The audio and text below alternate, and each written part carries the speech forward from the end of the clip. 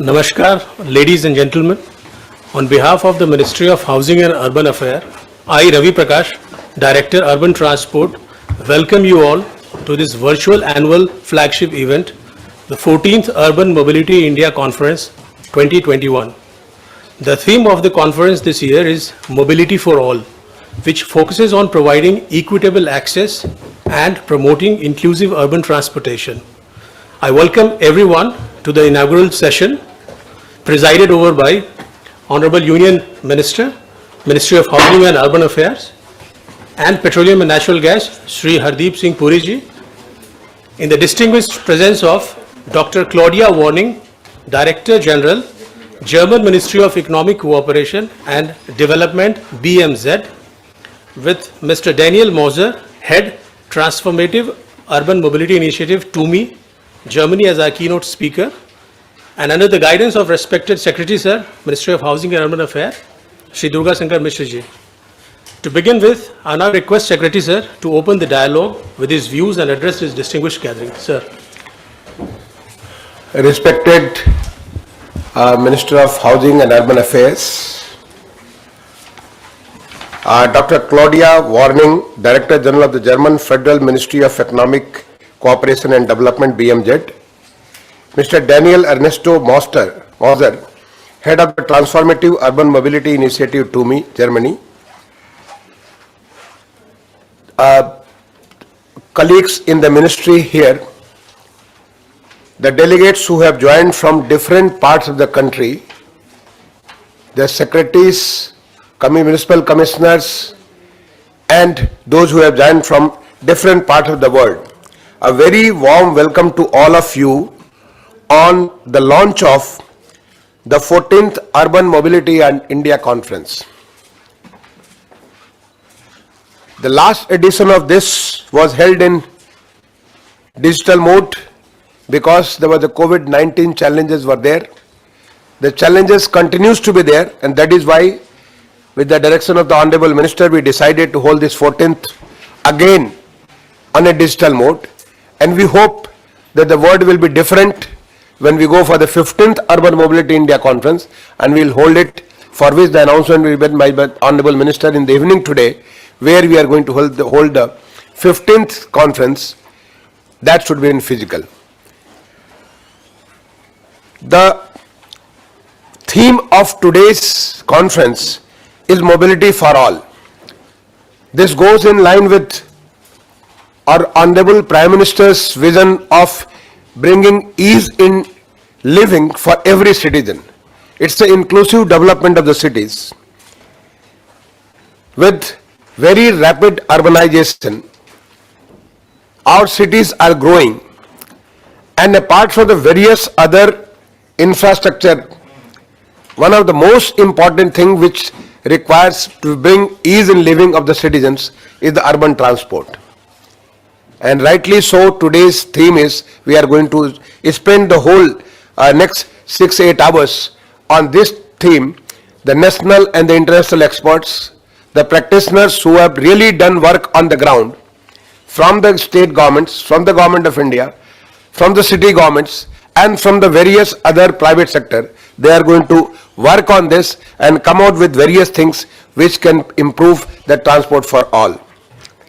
Sir, we'll start with the plenary session on the economic development and its impact on the urban mobility. The country is going through a fast economic development. We aim to reach the $5 trillion economy in the next 5 years, $10 trillion economy in another 5 years. And for that, how is the transport going to play a very important role?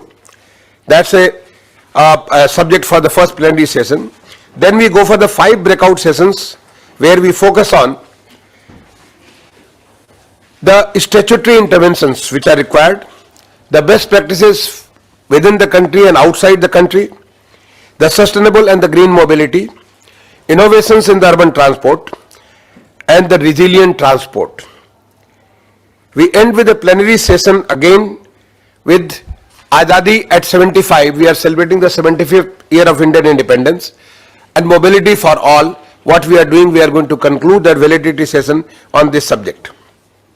Sir, to bring it to everybody's notice, we had on 25th of October a research symposium where the various postgraduate students, the PhD students from different parts of the country, they have submitted their papers. Those papers are presented before the experts of Indian Institute of Sciences, Bangalore, and CEPT Ahmedabad. And we have selected, the prize is going to be given by, it will be awarded by the Honorable Minister in the evening today. We are also going to award 12 different categories of excellence in urban transport. The various initiatives which have been taken, which have made difference to the people's life, they are going to be done in the evening. The ministry sees urban transport is not only as a transport but the urban transformation. A city which improves its transport, it transforms the whole, the scenario of the city to make it more a development prone. We are also focusing on affordable, sustainable and the green resilient urban transport. Our focus is on developing Atmanirbhar Bharat, that is the self-reliant, and to that extent various initiatives, innovations are being taken across the country, whether it is the metro sector, whether it is public transport, shared transport or various things. The Atmanirbhar Bharat is our focus. Our focus is on innovations and technology. We think that with the use of technology, whether it is IT or any other technology, we can address the issues at a large scale. Sir, to end with, when the world was facing the challenges of COVID-19, our ministry launched 3 different challenges. The first challenge was Cycle for Change. The next was Streets for People. And the third was Transport for All. That means we want to address through various measures, through the challenges method, how we can address this issue and make transport as to bring ease in people's living, the citizens' living. So this is going to be our day's event, and I thank the German BMZ Director General for being present here. I also thank the TUMI's head who is going to deliver the keynote address, and our Honorable Minister who is gracing the inaugural session right now, and he is also going to give away the awards in the evening. I close here. Wish you all for a very good whole day session. Thank you. Thank you, sir, for your thought-provoking welcome address and also for setting the tone for the deliberations to be held online in UMI Conference 2021 this afternoon. We now invite the views and perspective of Mr. Daniel Moser, TUMI. Mr. Moser is Management Head of the TUMI at GIZ. In his position, he provides management and strategic development of the initiatives and its activities. In his current position, he is also advising the Government of Germany and the Federal Ministry of Economic Cooperation and Development on sustainable urban mobility. We seek his creative and thoughtful inputs as I request him to deliver his keynote address. Mr. Daniel, please.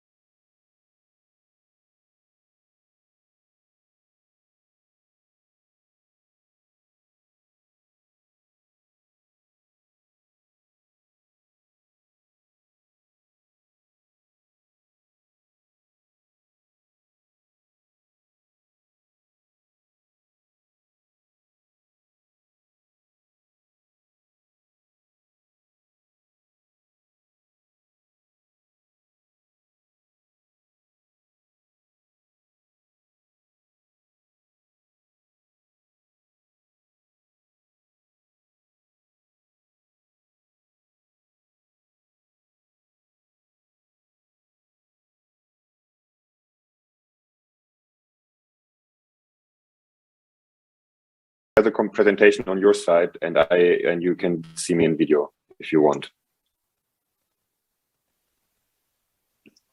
Thank you very much. Honorable Minister, Honorable State Secretary, honorable dignities, dear organizers and participants, thank you very much.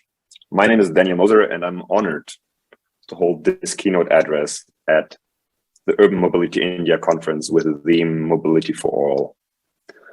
And first, let me congratulate on the very important theme, Mobility for All. Social cohesion and mobility for all is a topic which cannot be understated as the world is moving through and out of the pandemic. Navigating towards a world with better mobility for all in the age of the climate crisis is a pressing challenge of our time.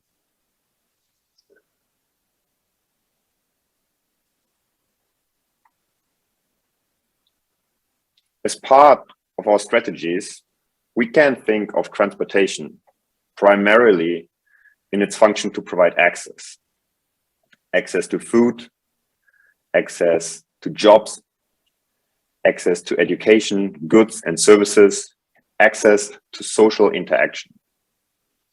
And it's important to stress here the nexus between cities and mobilities. Cities themselves primarily exist for the purpose of providing access and enabling people to interact. And if we look at cities and the development of cities in the last 70 years, we can detect the strong influence of cars after the Second World War and over the course of the 1950s to the 1980s.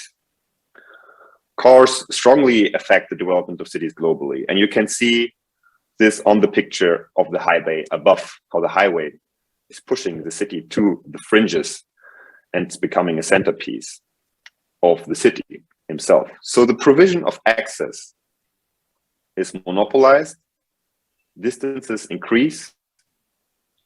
This means energy input explodes, and alternative modes of transport, such as cycling and walking or public transport, become stigmatized, thus creating a vicious cycle of car dependence, where the car is increasingly becoming the monopolized mode of transport. And if we look at urban development globally, and you can see a picture of the suburbs of Mexico City above, you do see that urban development around the world is going faster and faster. Now is really one of the critical moments where we can actively design futures. We have a very short window of opportunity of roughly 15 years left. And working globally, we do have the choice to decide if we want to look the future like the picture above, the suburbs of Mexico City, with billions of people trapped in low accessibility, low quality of life, and configurations with high carbon intensity. So why 15 years? 15 years because more urban areas will be constructed during the first 3 decades of the 21st century than all of history. And the expansion of urban areas is twice as fast as urban population grows. So this means cities are not growing upwards, but are growing sidewards.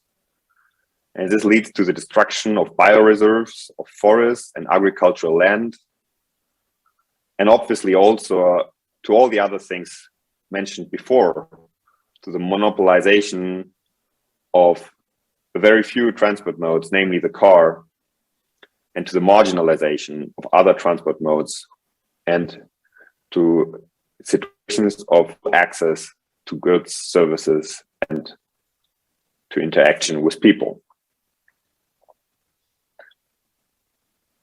China used more cement in the last 3 years than the US used in the entire 20th century. And it's clear that this kind of expansion is not sustainable. So we have to find new ways of expanding and growing our cities in a sustainable way, which can lead to better quality of life.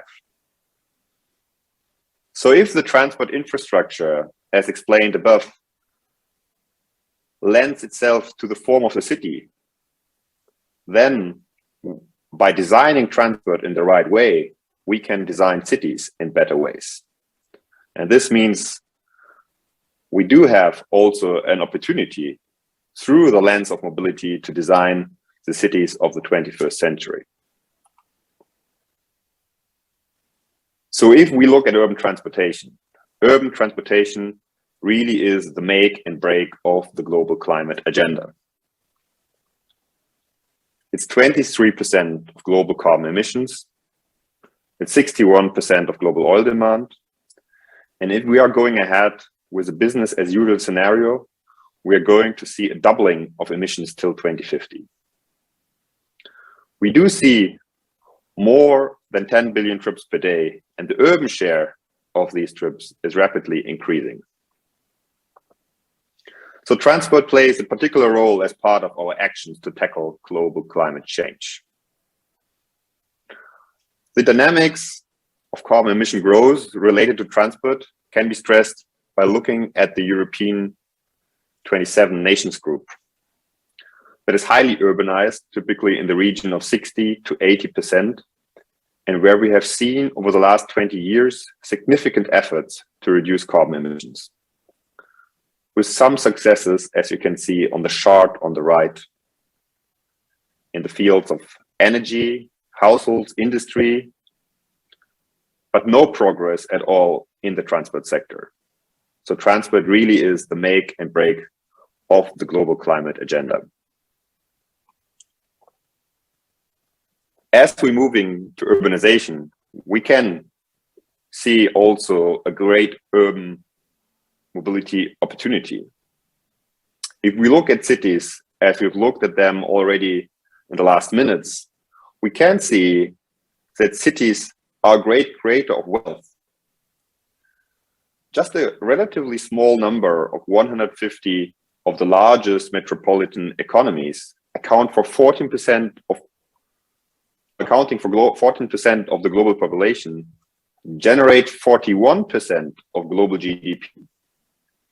So the urbanization trend which we're seeing is not only a challenge, but really it is also a significant opportunity as we are seeing humanity's great move to cities. Let me go into the global urban mobility a little bit further. Urban mobility in itself is a necessary precondition towards the provision of the Agenda 2030. On the left, you see the Agenda 2030 and all the relevant sustainable development goals which are related to the transport sector, where transport is a precondition towards actually making the Agenda 2030 happen. And without mobility, we do not see any access to work, to education, to health, to inclusion, to economic development, and to a dignified life. So how exactly could a positive, climate-friendly future of mobility look like in cities, and how can we connect the urban mobility opportunity with the future of better life in cities? That's what I want to talk about together with you, and I'm looking forward also to the discussions later today. How can the hyperlocal city look like in the age of the climate crisis? The hyperlocal city can be a key element for city making in the age of the climate crisis.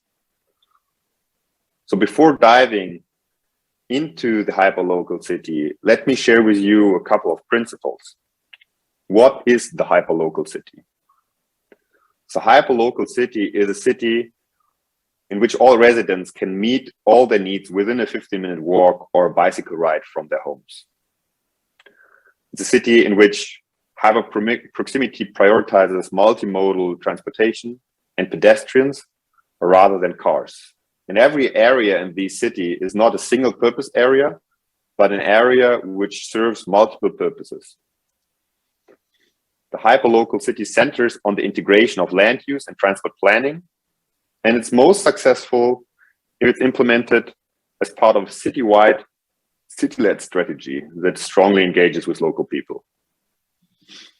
So the hyperlocal city really revolves around 5 main principles: density, diversity, proximity, ubiquity, and digitalization. The concept is originating from the French Colombian academic Carlos Moreno. And the core proposal is what he called the 15-minute city, is that urban space should be designed so that residents are able to meet all their daily needs within a short 15-minute walk or cycle from their home. So this intra-urban localization, that you try to build neighborhoods which enable the population of that neighborhood to do everything which is needed in their everyday life just by a short walk, is really quite attractive. So that means that the hyperlocal city is quickly becoming a concept globally in cities around the world, from Bogota to Barcelona, from Portland to Paris, a concept which is trying to build cities in more complete ways that help the population of those cities really get around their everyday life in the best and most easy way. So let me show you how this can look like. When we look at the 5 pillars of a hyperlocal minute city, we see the different aspects. So the density, the diversity, the proximity, the ubiquity, and the digitalization. So all of these elements go together in the hyperlocal city and create a hyperlocal neighborhood.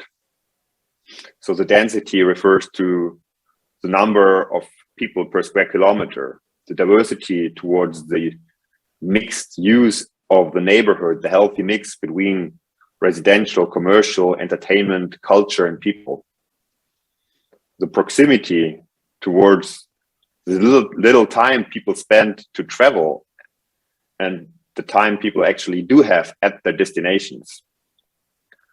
The ubiquity, which means that the neighborhoods are available and affordable, and the digitalization, which allows people to work from home and support digital tools necessary for online payments, but also to use urban services such as bike sharing or other urban services.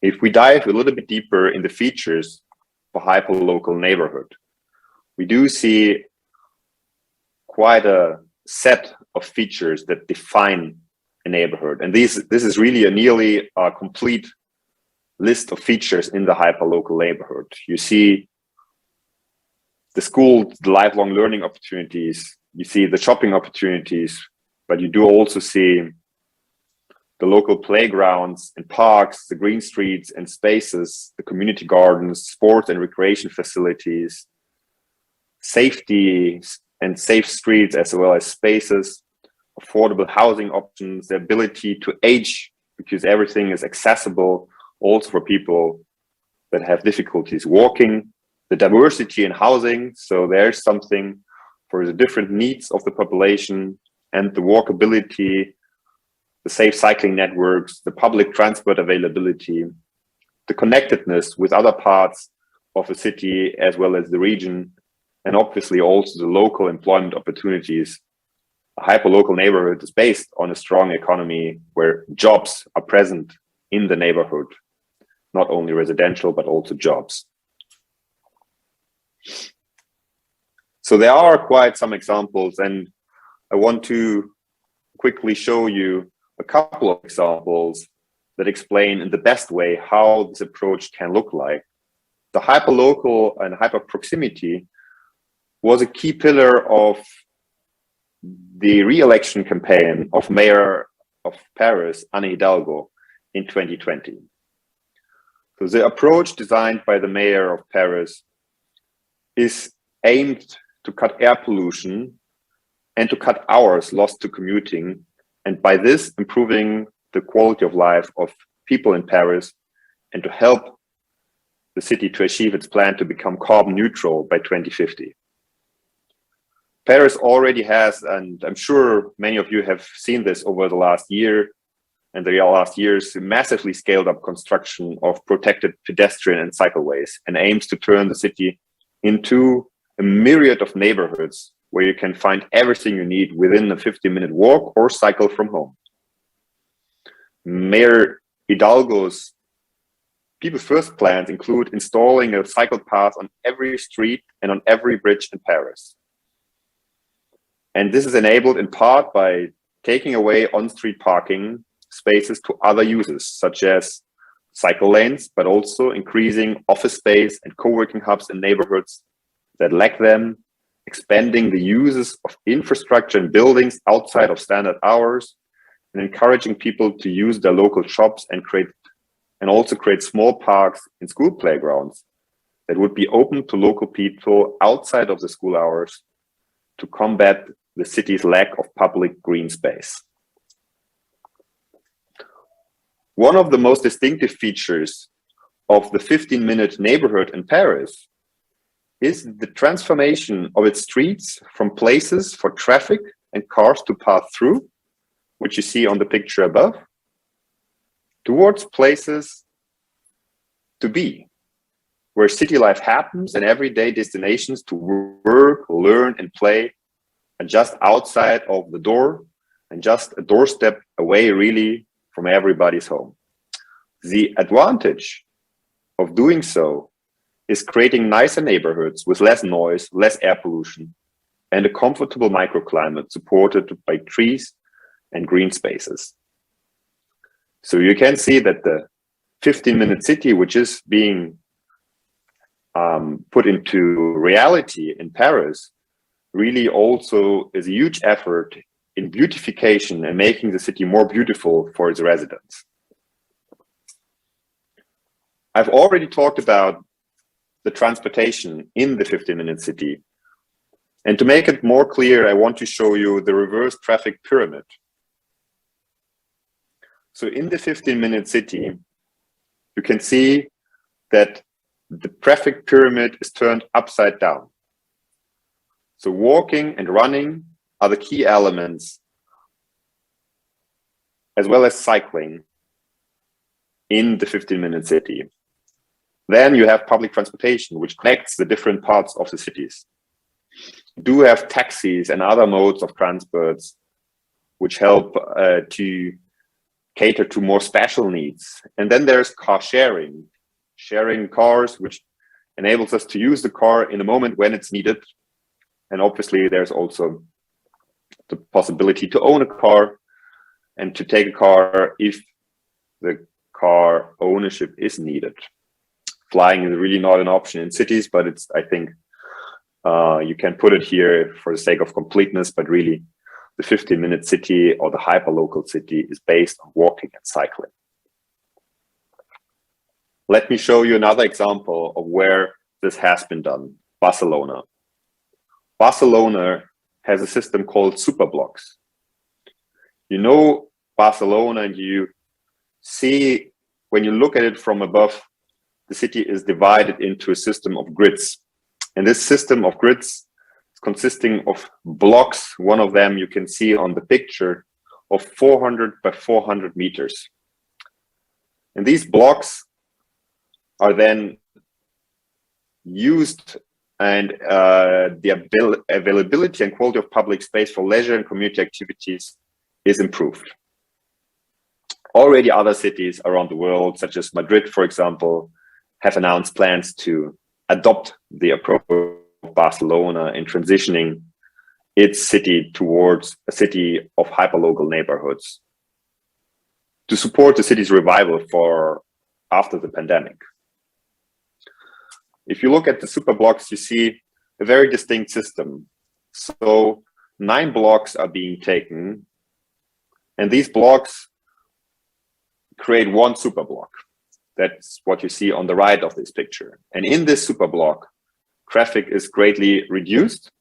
Traffic is happening outside of the Superblock. And inside the Superblock, the focus is on the quality of life and the interaction of people which live inside the Superblock. So cycling, walking, and light modes of transport are supported inside the Superblocks, while the access to the rest of the city is still readily available for everybody by going to the arteries outside and around the superblock. A similar but more extreme approach is being taken in Stockholm. The Sweden's Street Move project aims to introduce curb elements, such as what you see on the picture to the left, with possibilities for seating, possibilities to park the bike or the electric scooter, as well as green space, to every street in the nation by 2030. This initiative allows local communities to become co-architects of their own streets. So these little elements, these adaptable elements which you see there, really are elements where the residents of the streets are asked to put the elements which they would like to see in their streets through workshops and consultations to control how much street space they want to use for parking or for other public uses. So really, it's quite a flexible concept which is being rolled out experimentally already in Stockholm, but with many more cities ready to join. And the ultimate goal is hugely ambitious: to rethink every street in the country in just a decade, so that every street in Sweden is healthy, sustainable, and vibrant by 2030. So this really is a concept to appreciate all the richness of life which is happening on streets, and building streets in a way that they're catering to the residents. This is how a transformation of a 1-minute street can look like in Sweden. This is really also a picture of how transformation towards hyperlocal neighborhoods can look like everywhere around the world. So the elements, again, are similar to the ones which we've seen earlier in Paris, with elements being taken towards a street that enable green space, that support a better microclimate, better public spaces for seating, and being able to sit outside and spend the day in interaction with the neighborhood. And this is also something which we are seeing by the fantastic ambitions in India towards the hyperlocal city and a better quality of life. The Cycles for Change work of the Ministry of Housing and Urban Affairs shows hand-on how a hyperlocal city can be created. Creating better conditions for cycling is a key element to the modern metropolis in the 21st century. And Cycle for Change is getting it right. It's great to see this work. Similar, Streets for People embodies elements of the hyperlocal city. This work by the Ministry of Housing and Urban Affairs shows that the hyperlocal city in its core is about creating public spaces and catering to different needs of society, neighborhood by neighborhood, transforming streets for higher quality of life and creating the future of urban mobility needs a strong vision and political will. Both can be seen in the Streets for People program. The street above shows the wide variety of a high quality urban street, with green spaces, opportunities for walking, shops, and residential spaces. So really a lot of elements of a hyperlocal city can be seen through the Streets for People program. Let's zoom out a little bit towards the city level, because we have talked so much about the neighborhoods. I want to show you this example from Helsinki. So what you're seeing on the left is a map of Helsinki. And you see in this map, you see the key railway corridors, the key transit corridors of Helsinki. And the idea here is to take the hyperlocal neighborhood to the city level. So working along existing high capacity transport corridors, the city is re-densifying and smartly uses the urban opportunities at hand. The concept, which is pursued in Helsinki, aims to allow the city to double its population within its existing boundaries by re-densifying around train stations and rail corridors, creating hyperlocal neighborhoods at places that already are connected with the city as a whole. So Helsinki 2.0 is achieving 100% population growth, while at the same time elevating quality of life. This is quite impressive if you think about it. So the basic concept of a hyperlocal city is not really a city at all. It's a connection of hyperlocal neighborhoods. Every hyperlocal neighborhood is an archipelago, and the complete connected hyperlocal city is a city where hyperlocal neighborhoods are connected with strong public transport backgrounds, thus creating a network of connected hyperlocal neighborhoods. And this really brings us back to the beginning, where we heard that cities should be machines for connecting humans. So cities of the future are in our hand. We do have the opportunity to choose between the left and the right. The sprawling, unconnected city, which traps us into low accessibility, bad quality of life, or the hyperlocal connected city, which nourishes human interaction and enables a better quality of life and a better standard of wealth for everybody, really. So mobility for everybody means creating a network of hyperlocal cities on the city level. So let me close. Excuse me, Mr. Daniel. Sorry, sir. Yes.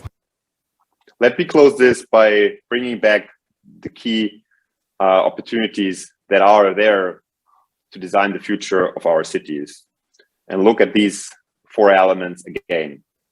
So the city in which all residents can meet their needs, the city that prioritize multimodal transportation, the integration of land use and transport planning, and the main principles: density, diversity, proximity, ubiquity, and digitalization. Let me also thank, at last, the Federal Ministry of Economic Development for the support in creating the Transformative Urban Mobility Initiative, and thank again, dear Honorable Minister, Honorable State Secretary, Honorable Dignitaries, dear organizers and participants. Thank you very much for setting up this exciting conference. I'm looking forward to the rest of the program. Over to you. Thank you, Mr. Daniel, for your informative keynote address. Our next speaker is Dr. Claudia Warning, Director General for Asia, Southeastern and Eastern Europe, Middle East, Latin America, Civil Society and Churches at the German Federal Ministry for Economic Cooperation and Development, BMZ. She has vast experience in development from her work in various governmental and non-governmental organizations and at Federal Ministry of Regional Planning, Building and Urban Development. Now I invite Dr. Warning for a special address. Dr. Warning.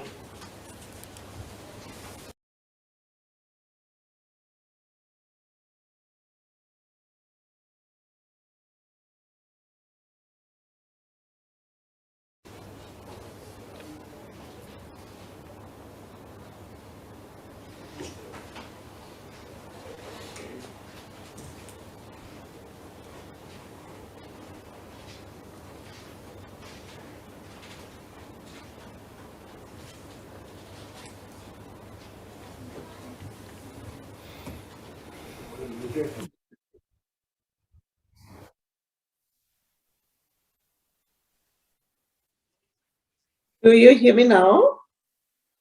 Yes, we can hear you. I'm very sorry. I didn't see that this was unmuted. So I'll restart. A very good afternoon, Mr. Hardip Puri, Honorable Minister, Government of India, and Mr. D.S. Mishra, Secretary, Ministry of Housing and Urban Affairs, and other distinguished guests, ladies and gentlemen.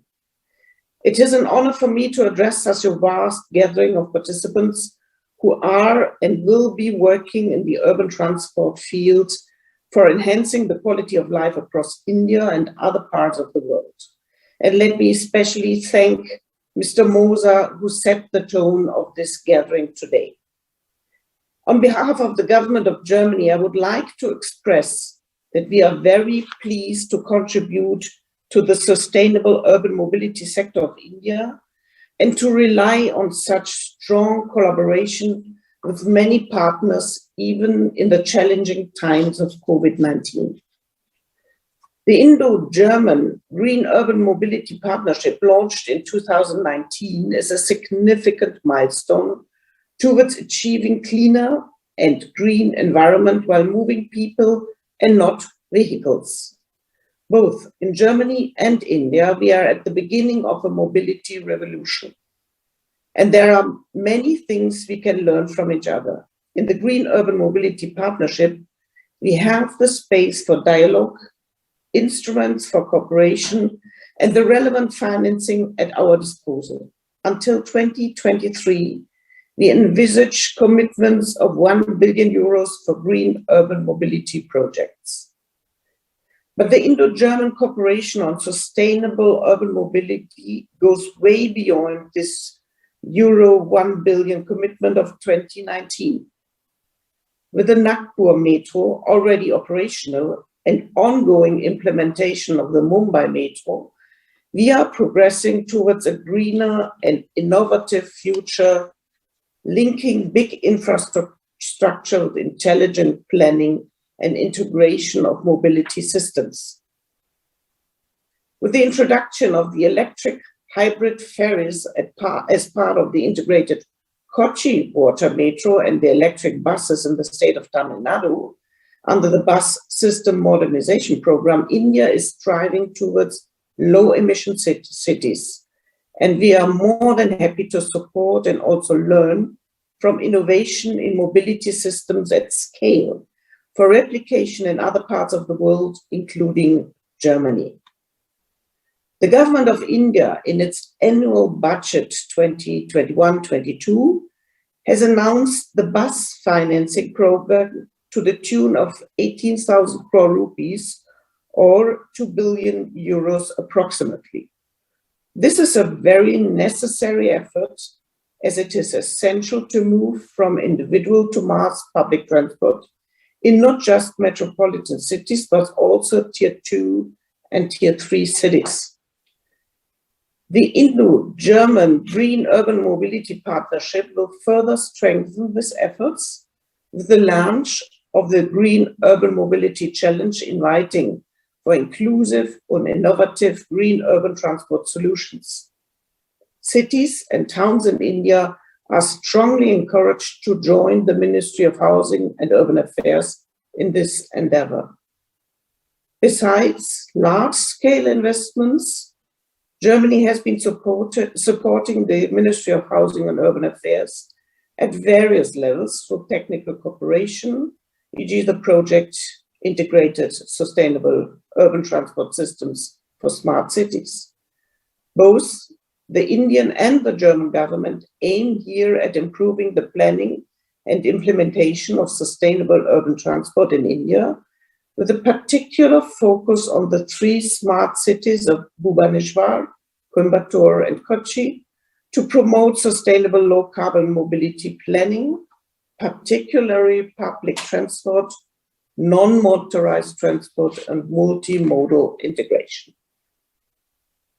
At the national level, a framework for capacity building and training initiatives in urban transport and at the state and city level is being developed.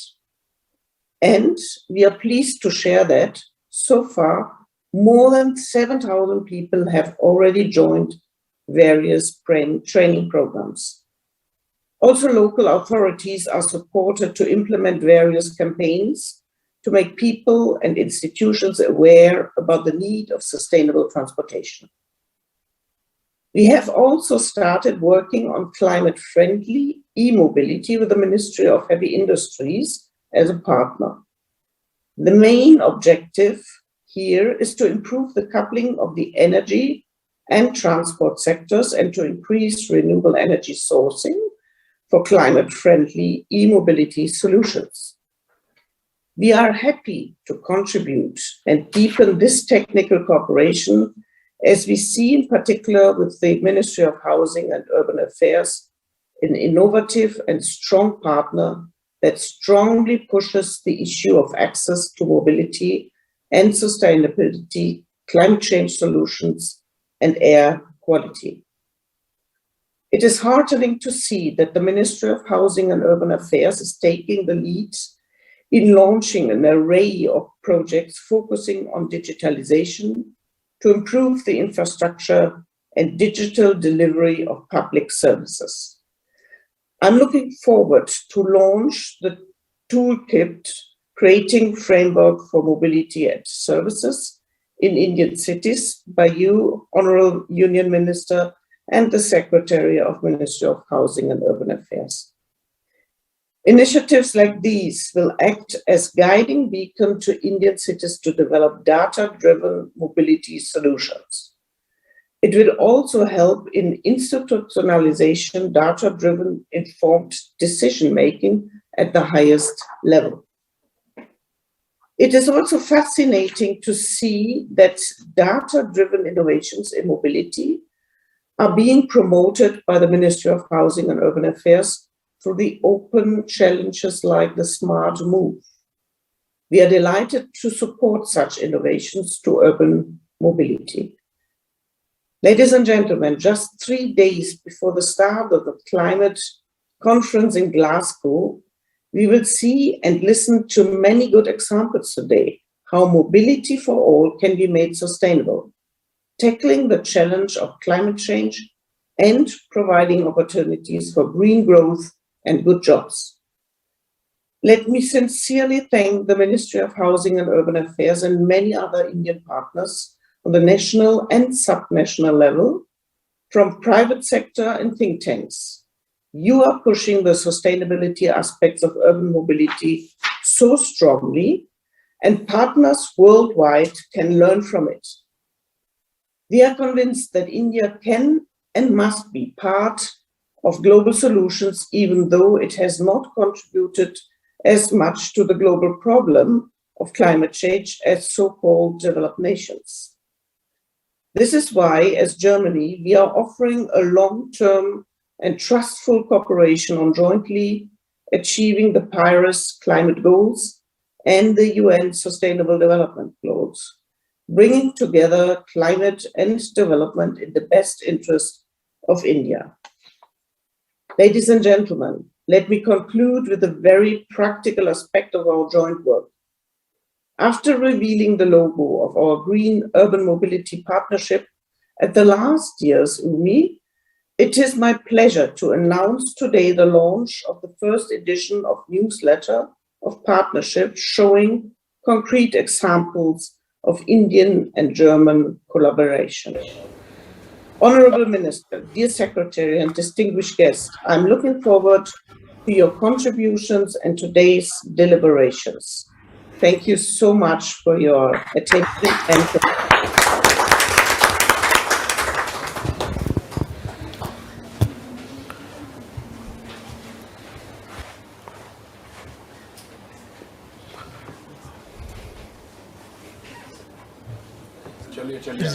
Thank you, Madam, for your special address.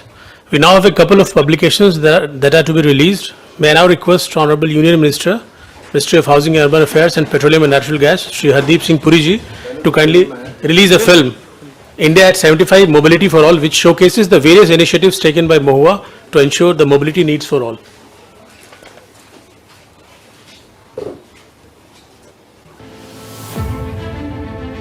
Independent India's economic development was envisioned by Mahatma Gandhi through Sarvodaya and Antyodaya.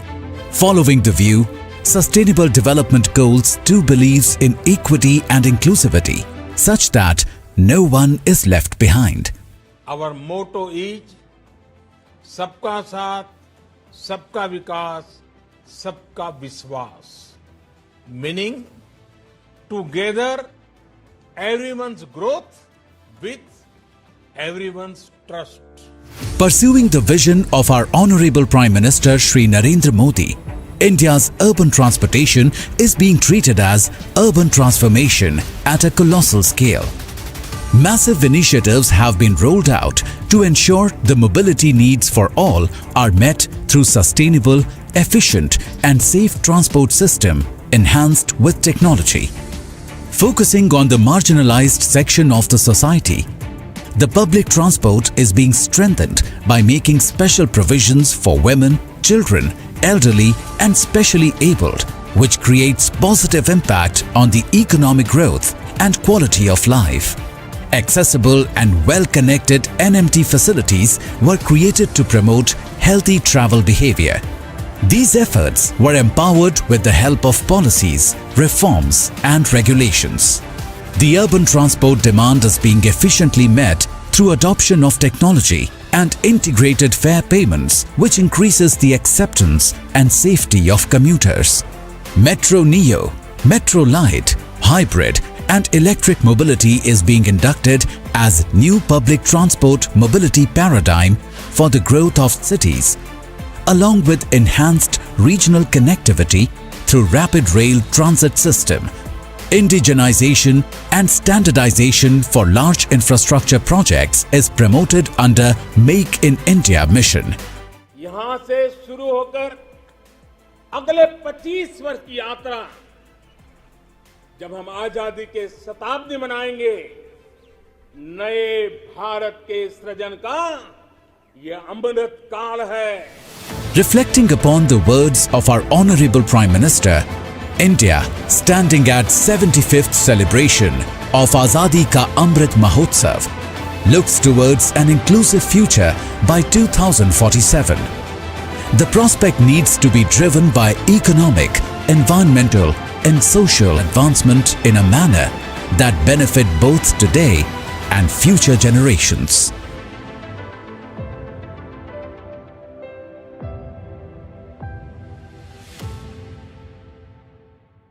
The prospect needs to be driven by economic, environmental and social advancement in a manner that benefit both today and future generations.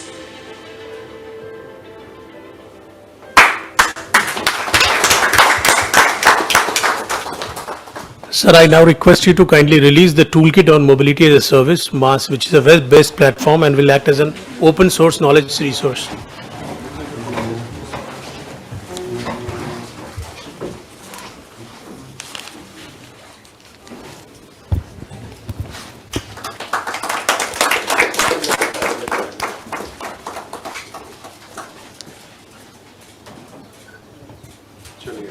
Sir, the third release is a source book on triple P arrangement for urban bus operations in India.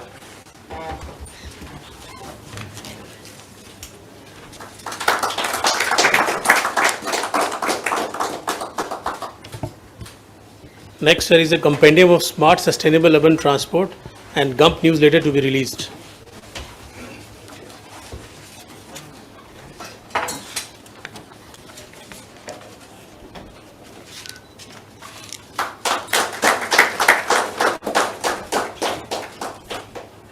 So the next release is a compendium of Smart Move, Innovative Urban Mobility Challenge 2021.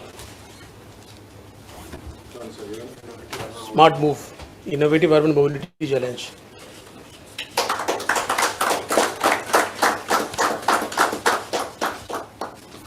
So the sixth released is on Service and Bus Plan for City Bus Operations, ESCBS cities, including Chandigarh and Mira Bhayandar.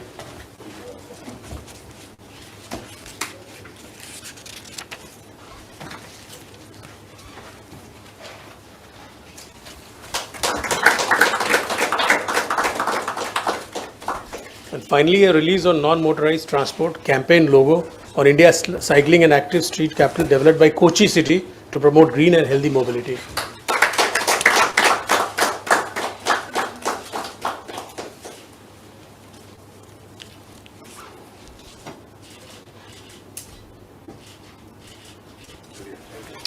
May I now request our Honorable Minister of Housing and Urban Affairs, Sri Hardeep Singh Puri ji, to deliver his inaugural address, sir.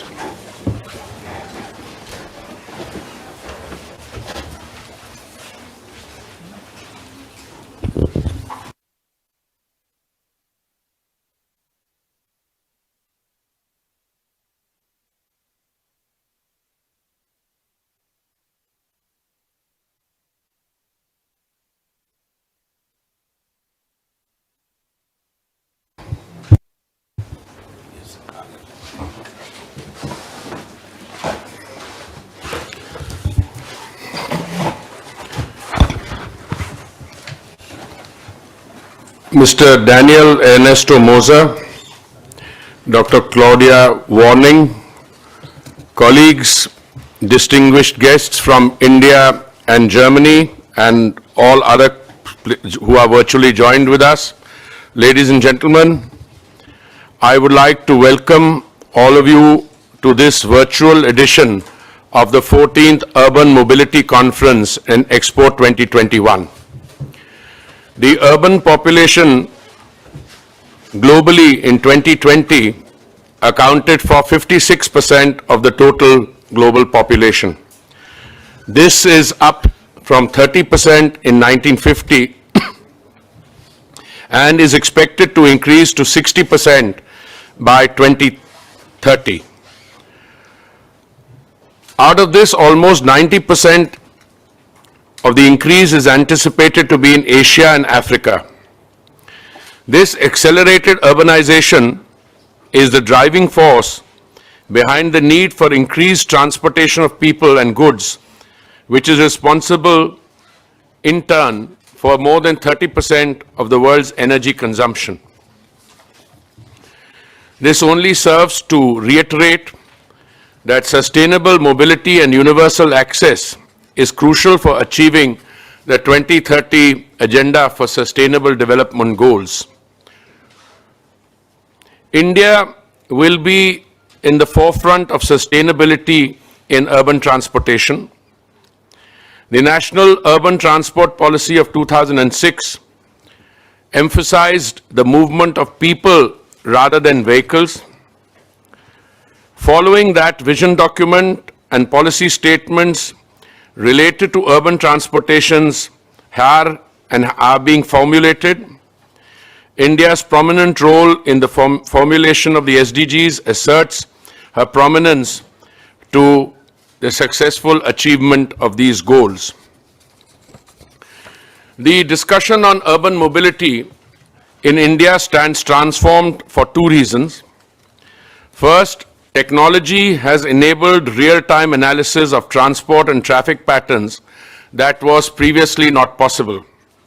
Second, public sector agencies have now begun to encourage the use of public transportation through new mobility business models such as on-demand and multimodal trip planning applications. It can be argued now that moving people has translated to moving people from all sections of society while maintaining that private vehicles on the street need to be discouraged to the extent possible. This has brought about a conscious shift in policy paradigm of the country to have boutique solutions that are designed to suit the needs of every section of society. In the words of our Prime Minister, the 21st century India remains fully committed to moving forward with the goal of clean and modern mobility. In order to achieve mobility for all, promotion of seamlessly integrated urban transport and universal accessibility, my ministry had produced the Metro Rail Policy 2017.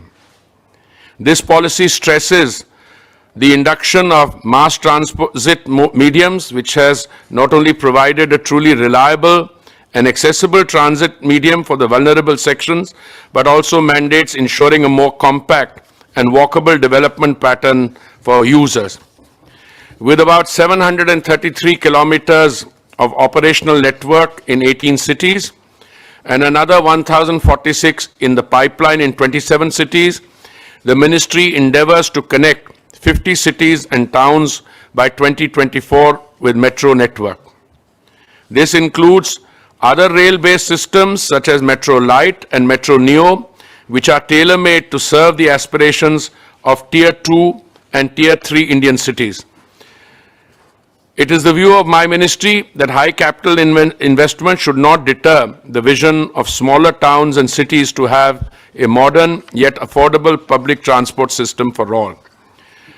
Differing Indian cities are either implementing or looking at new public transport systems, be it Metro, Metro Light, Metro Neo, high-capacity buses, in addition to uplifting infrastructure for non-motorized transport, improvement by coming up with dedicated cycle lanes, improved footpaths, and other street side infrastructure.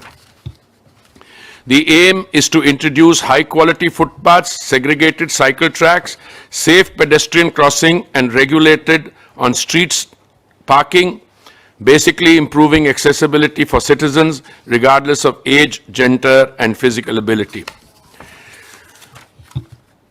In the aftermath of the ongoing COVID-19 pandemic, the following quote from Secretary General Antonio Guterres is extremely relevant. He said, and I quote, "The COVID-19 crisis is an opportunity to reimagine human mobility. This is increasingly germane since India is likely to experience a behavioral change in urban mobility. This crisis also presents an opportunity to guide the recovery of urban transport towards long-term development goals. To fulfill these needs, India is witnessing arrival of a new generation of mobility discourses which are nuanced enough to provide sustainable urban mobility." I would also like to inform those of you who are participating in today's program that a few days ago, India crossed the 1 billion vaccine doses mark. We are also back to pre-COVID levels of energy consumption. We are also almost back to pre-COVID levels of air transportation, but our efforts to ensure that we are in a position to withstand the challenges posed by this pandemic or any future occurrence, including in the urban mobility sector, will be strengthened as we go along. I once again welcome all of you, and I wish you very fruitful deliberations for the rest of the day. Thank you. Thank you, sir, for your inspiring words. You have touched upon the core issue in Mobility for All. It provides a guidelines to chalk out the future initiatives in inclusive mobility. As we now conclude the inaugural session, may I request Sri Jaideep, OSD, UT and ex-officio Joint Secretary, to please propose a formal vote of thanks to the August gathering. Sir.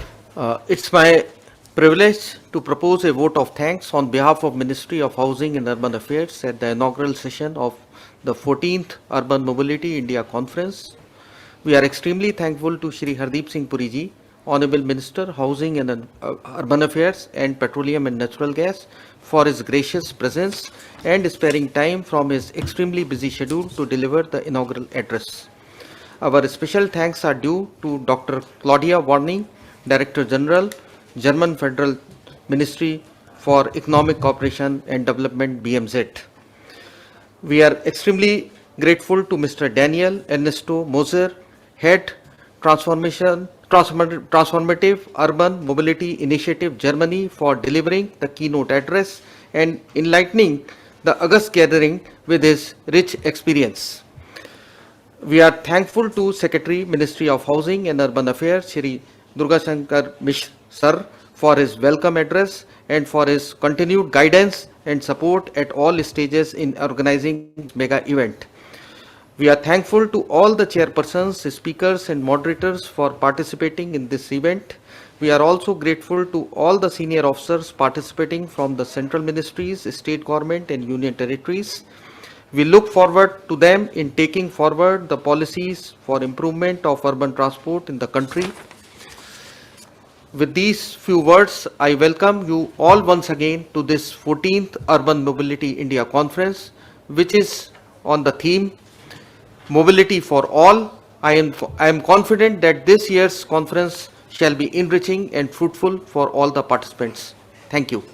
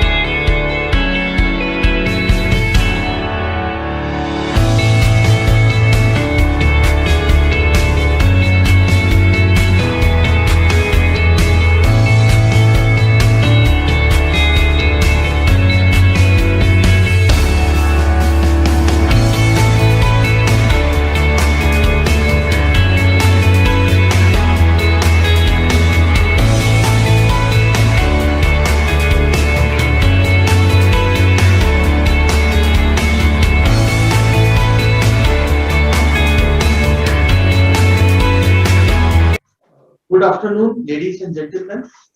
Welcome to Online Urban Mobility India Conference 2021. This is panel discussion session on economic development and urban mobility.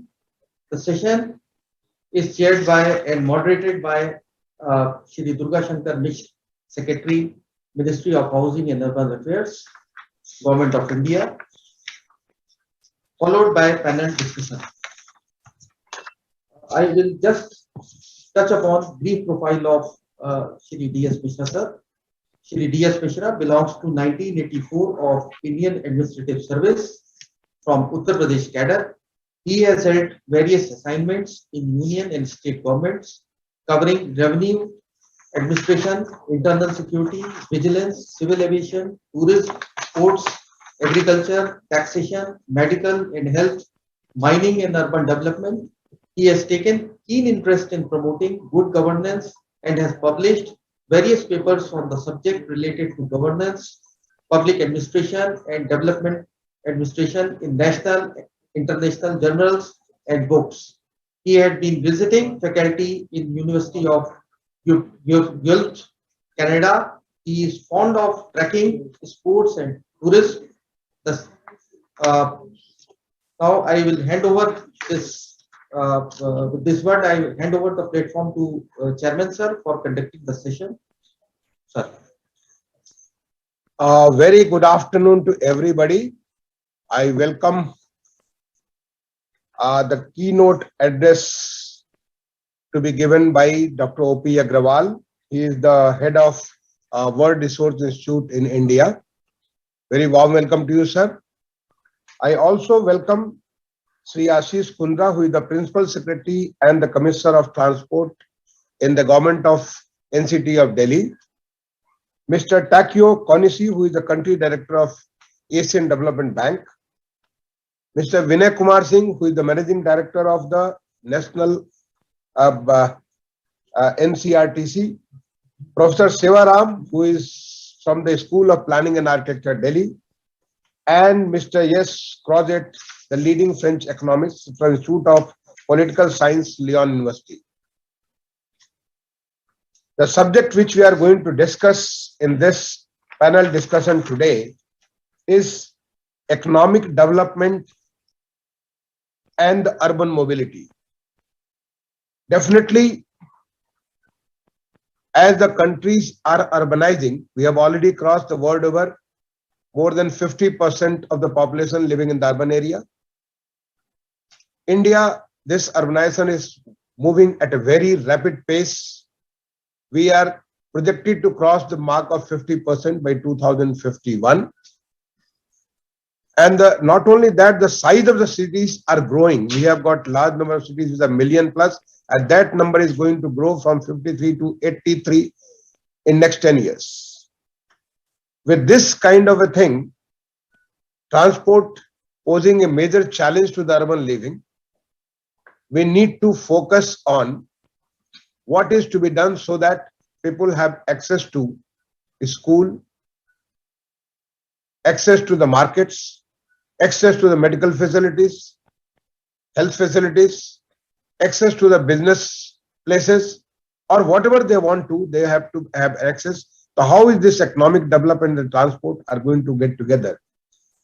We need to focus on various things like moving from the personal to the public transport or to the shared transport, improving the access to the various things through the innovative way of mobility. It could be just bringing the thing right next to their place, that is to the urban planning, or empowering the local government how they can address this issue, the greater involvement of the private sector in this endeavor, and last the thing which is innovation and promoting Atmanirbharta, that is the Make in India.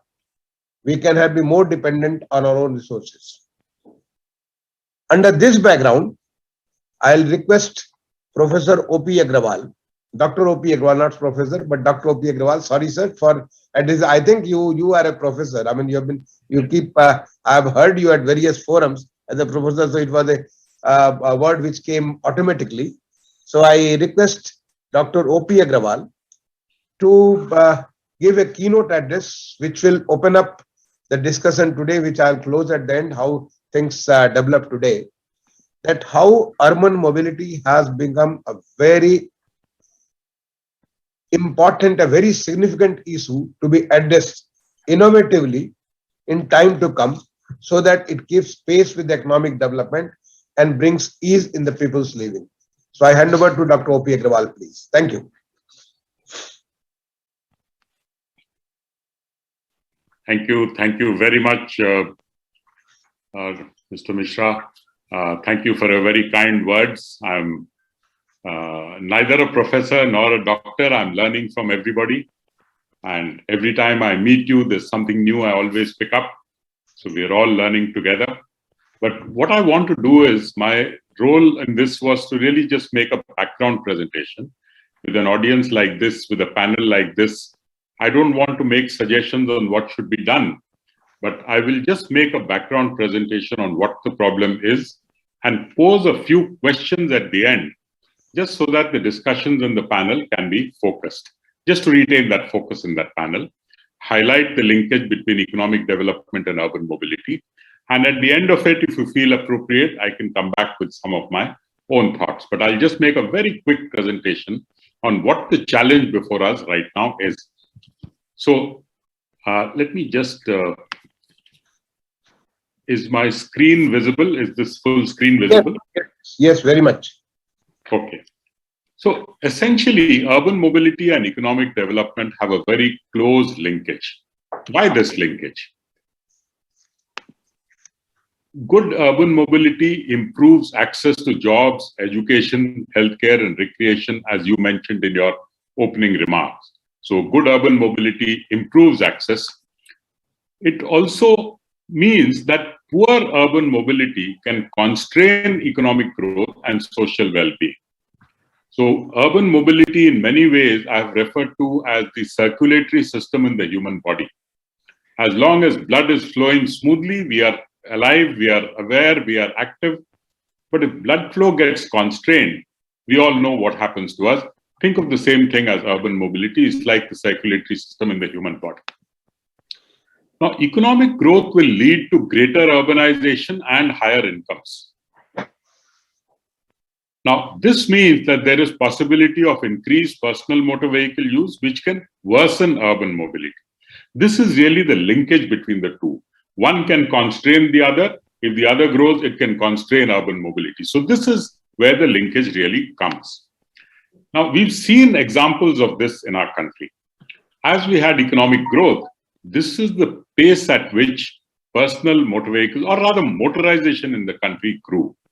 It started from sometime in the mid-1980s, but scaled up after liberalization and after the economic growth really started happening. Doesn't seem to be showing signs of slowing down. It's rapidly growing. So this is something which is the result of economic growth. And if you just show it in the form of a graph, while our population grew by about 90% between 1981 and 2019, roughly a period of 40 years, the number of motor vehicles grew at 5,500%. Just to show the impact that economic development has had on motorization. And this has been the result that we have seen. It's not just, there are other pictures which really show the huge congestion that we have seen as a result of this motorization. Now, it's not just congestion. We are also having problems of severe urban air pollution. We're having problems of road accidents. More than 150,000 people die in road accident deaths in a year in India. Globally, it's about 1.3 million people a year. India has a large share of 150,000. We have increasing greenhouse gas emissions. This is becoming a global concern. In fact, our Prime Minister himself has gone to Glasgow to take part in the upcoming Committee of Parties discussions in Glasgow in the next few days. So this is becoming a global concern today. In addition, we have a galloping oil import bill, something that we really can't go on at this rate. All this is the result of increased motorization, but partly contributed to by the economic development and the income levels that we are seeing. Now, all this is happening despite relatively low per capita income in India. and also relatively low vehicle ownership levels in India. These will go up. And when these goes up, what's going to happen? Now, India has, and rightly to my mind, articulated the ambition that we want to become a $10 trillion economy by 2030, which means a near quadrupling of our economy in the next 20 years or next 10 years. So it's about 2.75 trillion today, looking at 10 trillion. It means we are looking at economic growth, and we must look at that economic growth. But what impact will it have on urban mobility? What is it that we need to do about urban mobility? That really is the focus of this panel discussion. So with that, will the urban mobility challenges limit our ambition to become a $10 trillion economy? Will the growth, if that growth happens, will it worsen the problem of urban mobility as we see it today? I think that is the focus of the discussion today. And with this, some questions that I would like to pose to the panel is this a likely scenario? What I articulated just now, is this a likely scenario? What should we do about it? And finally, are there new paradigms? Are there new ways of thinking that we can leverage? Is there an Atmanirbharta in dealing with our problems? Is there some unique solution that we need to find to the Indian conditions which can help us resolve this problem? I will leave it at this and then look forward to the discussion. I'll be happy to come back whenever you would like me to. Thank you very much. Thanks a lot, OP sir. Very nicely posed the three questions, and they keep pondering us. And we have in our panel Ashish Kundra, who is the Principal Secretary cum Commissioner Transport of the Government of National Capital Region of Delhi. A graduate from Indian Institute of Technology, Banaras Hindu University, Varanasi, and having held various kinds of positions, he is the head of the transport, civil wing of the transport in the capital city of India. The capital city has come in the public notice for various reasons in the recent past, and one of them has been the air pollution. It is one among the top 19 city posing health hazards due to the air pollution.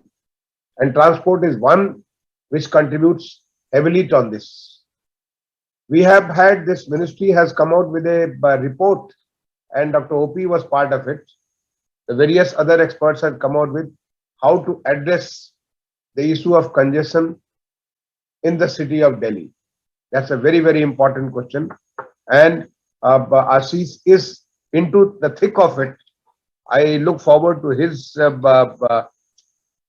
dispositions on this particular matter, and also the questions which have been posed by Dr. O.P. Agrawal. Over to you, Ashish. Thank you. Thank you, sir. Am I audible? Yes, very much. Very much.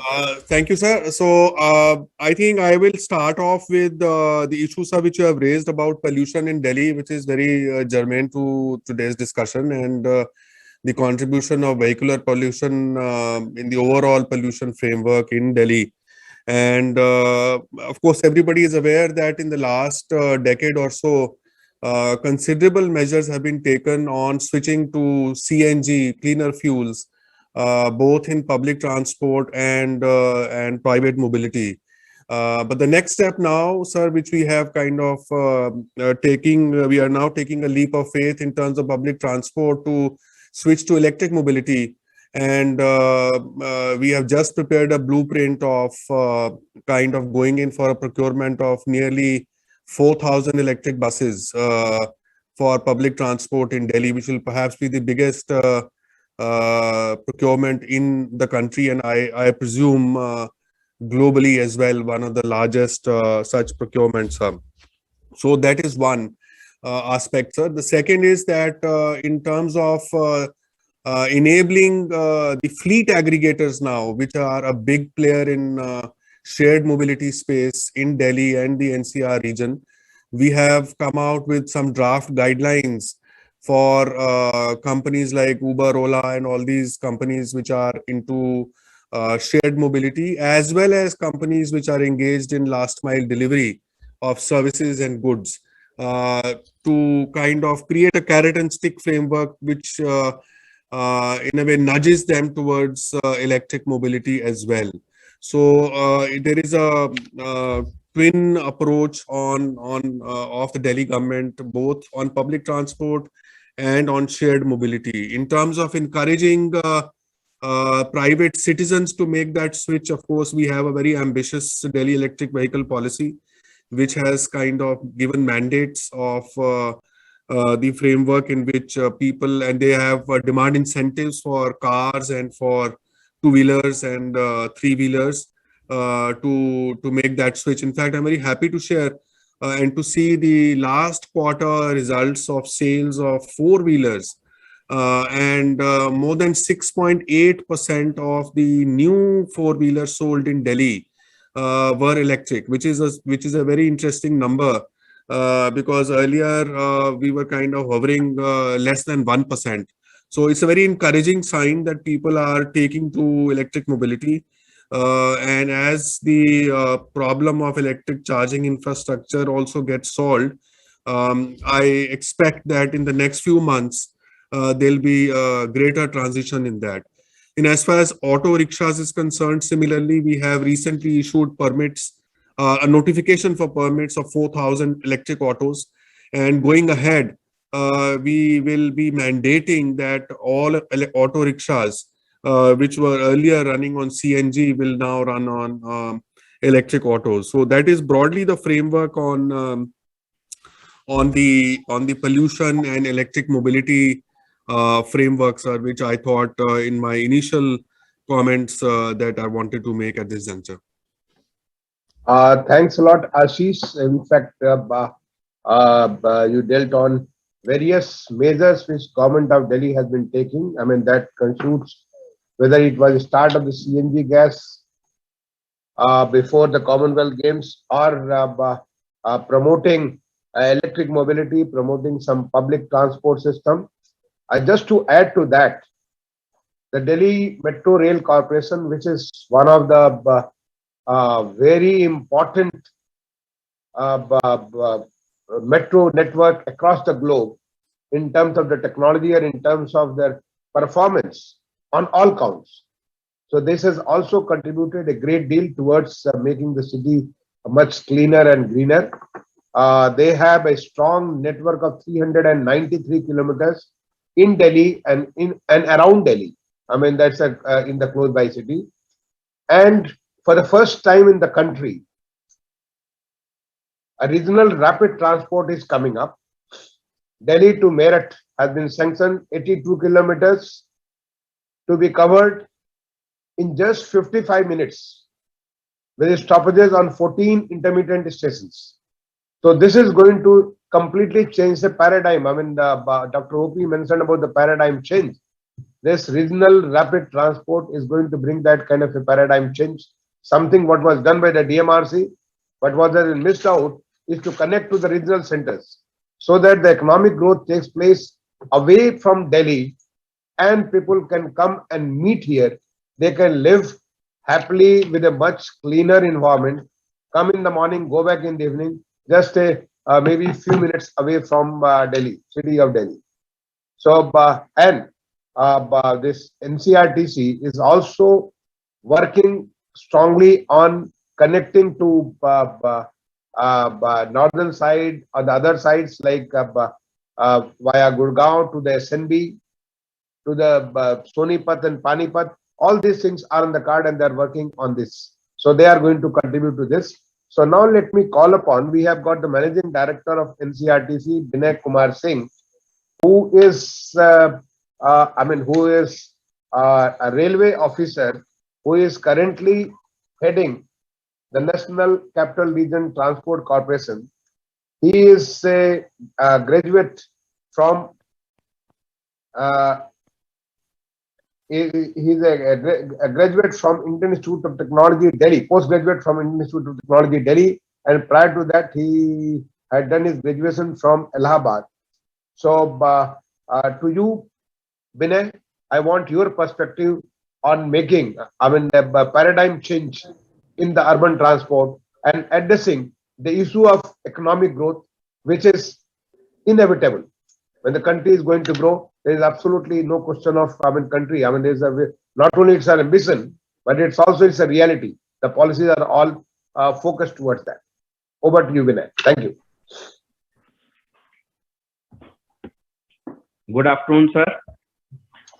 And good afternoon to Agrawal, sir, and to my distinguished co-panelists, colleagues, and friends. But so I'm happy that this forum, I'm able to share some of my thoughts about very pertinent question which Agrawal, sir, has raised. So he has spoken about whether this kind of scenario is likely or not. So I fully agree that yes, this scenario is not only likely, but it is inevitable, and it is shortly we are going to face all this, sir. And sir, I have prepared few slides. With your permission, I would like to share them here. Please go ahead. Thank you, sir.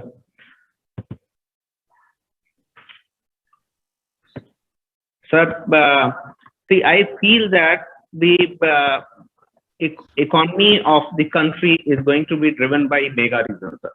So we have seen in last few decades that the economic activity is concentrated in some areas all across the country, and these regions, these big cities, they are the engines of economic growth of the country, sir.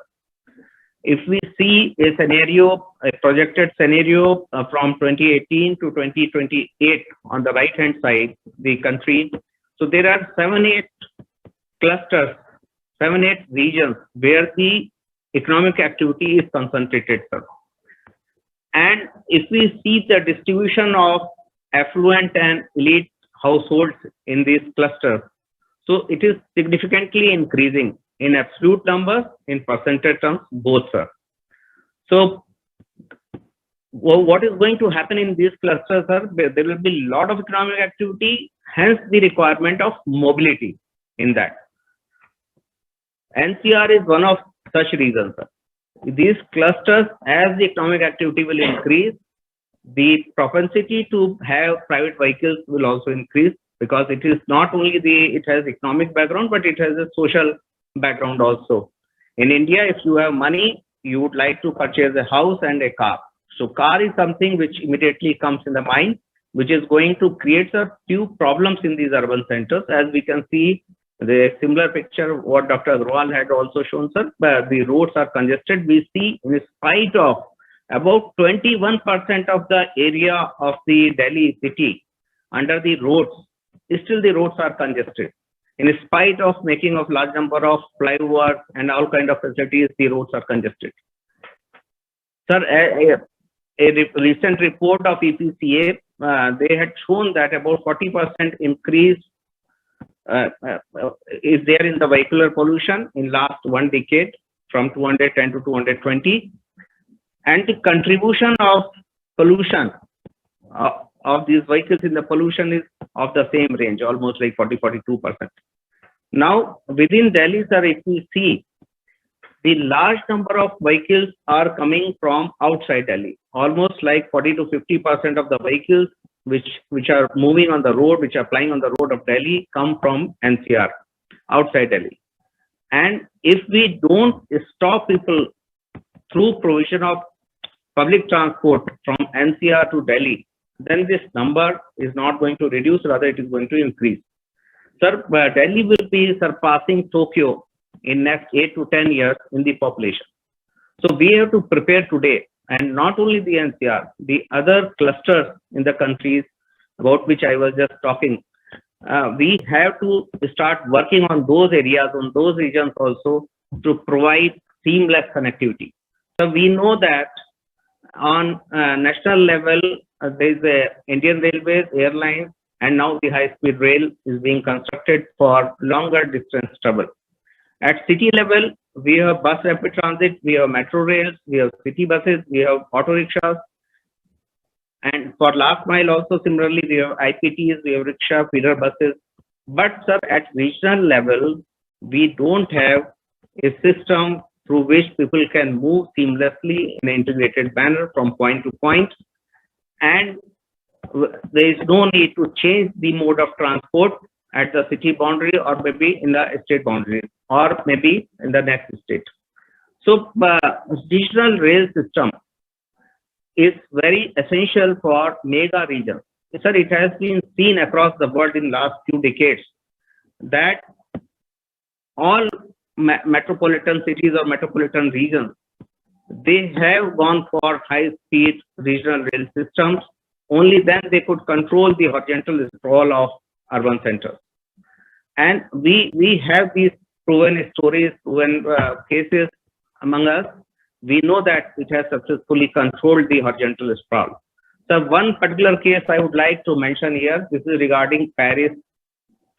Paris has provided regional rail through RER services or through Transilien. So these are high-speed rail-based systems. There are many lines which come to the CBD, and this system is supported by other networks which are provided through metro buses, tramways, buses, or the last mile connectivity modes. Now, this network of networks, when it functions, then very smoothly, seamlessly, it provides mobility to large number of people from all across the region. People come for economic activity to the CBD and they go back in the evening without increasing the horizontal sprawl or population density within the Paris city. So the whole thing is very sustainable and they control the limits of Paris. Sir, here also what I think is there is a need that we create network of networks. We go for multimodal integration of various public transport modes, and not only public transport, but for last mile connectivity, there may be private transport also. What, for example, I tell you in RRTS what we are doing. We are connected with the Indian Railway stations, with the Delhi metro stations, with the upcoming Metro New or Metro Light corridors in the NCR, then city buses and airport. Now, when we connect with all these networks from city to city, from tier 1 city, tier 2 cities, tier 3 cities, then complete network gets created and people can move seamlessly from one mode to another. So just for the illustration, if you see on the right hand side, in Meerut, we are not only developing the RRTS, but we are developing a metro also, and people from metro or from any other bus service, they can move to the RRTS, and then when they reach, let us say, Sarai Kale Khan, then they can board Indian Railway trains or metro, or they can go to the Delhi airport or take bus services. All this in a very integrated way, in coordination with the state government, in coordination with the local bodies. We are providing this kind of multimodal integration. And so recently, Honorable Prime Minister has also spoken about Gati Shakti. This is Gati Shakti where we can probably provide the seamless connectivity between public transports and serve the complete region in a holistic way.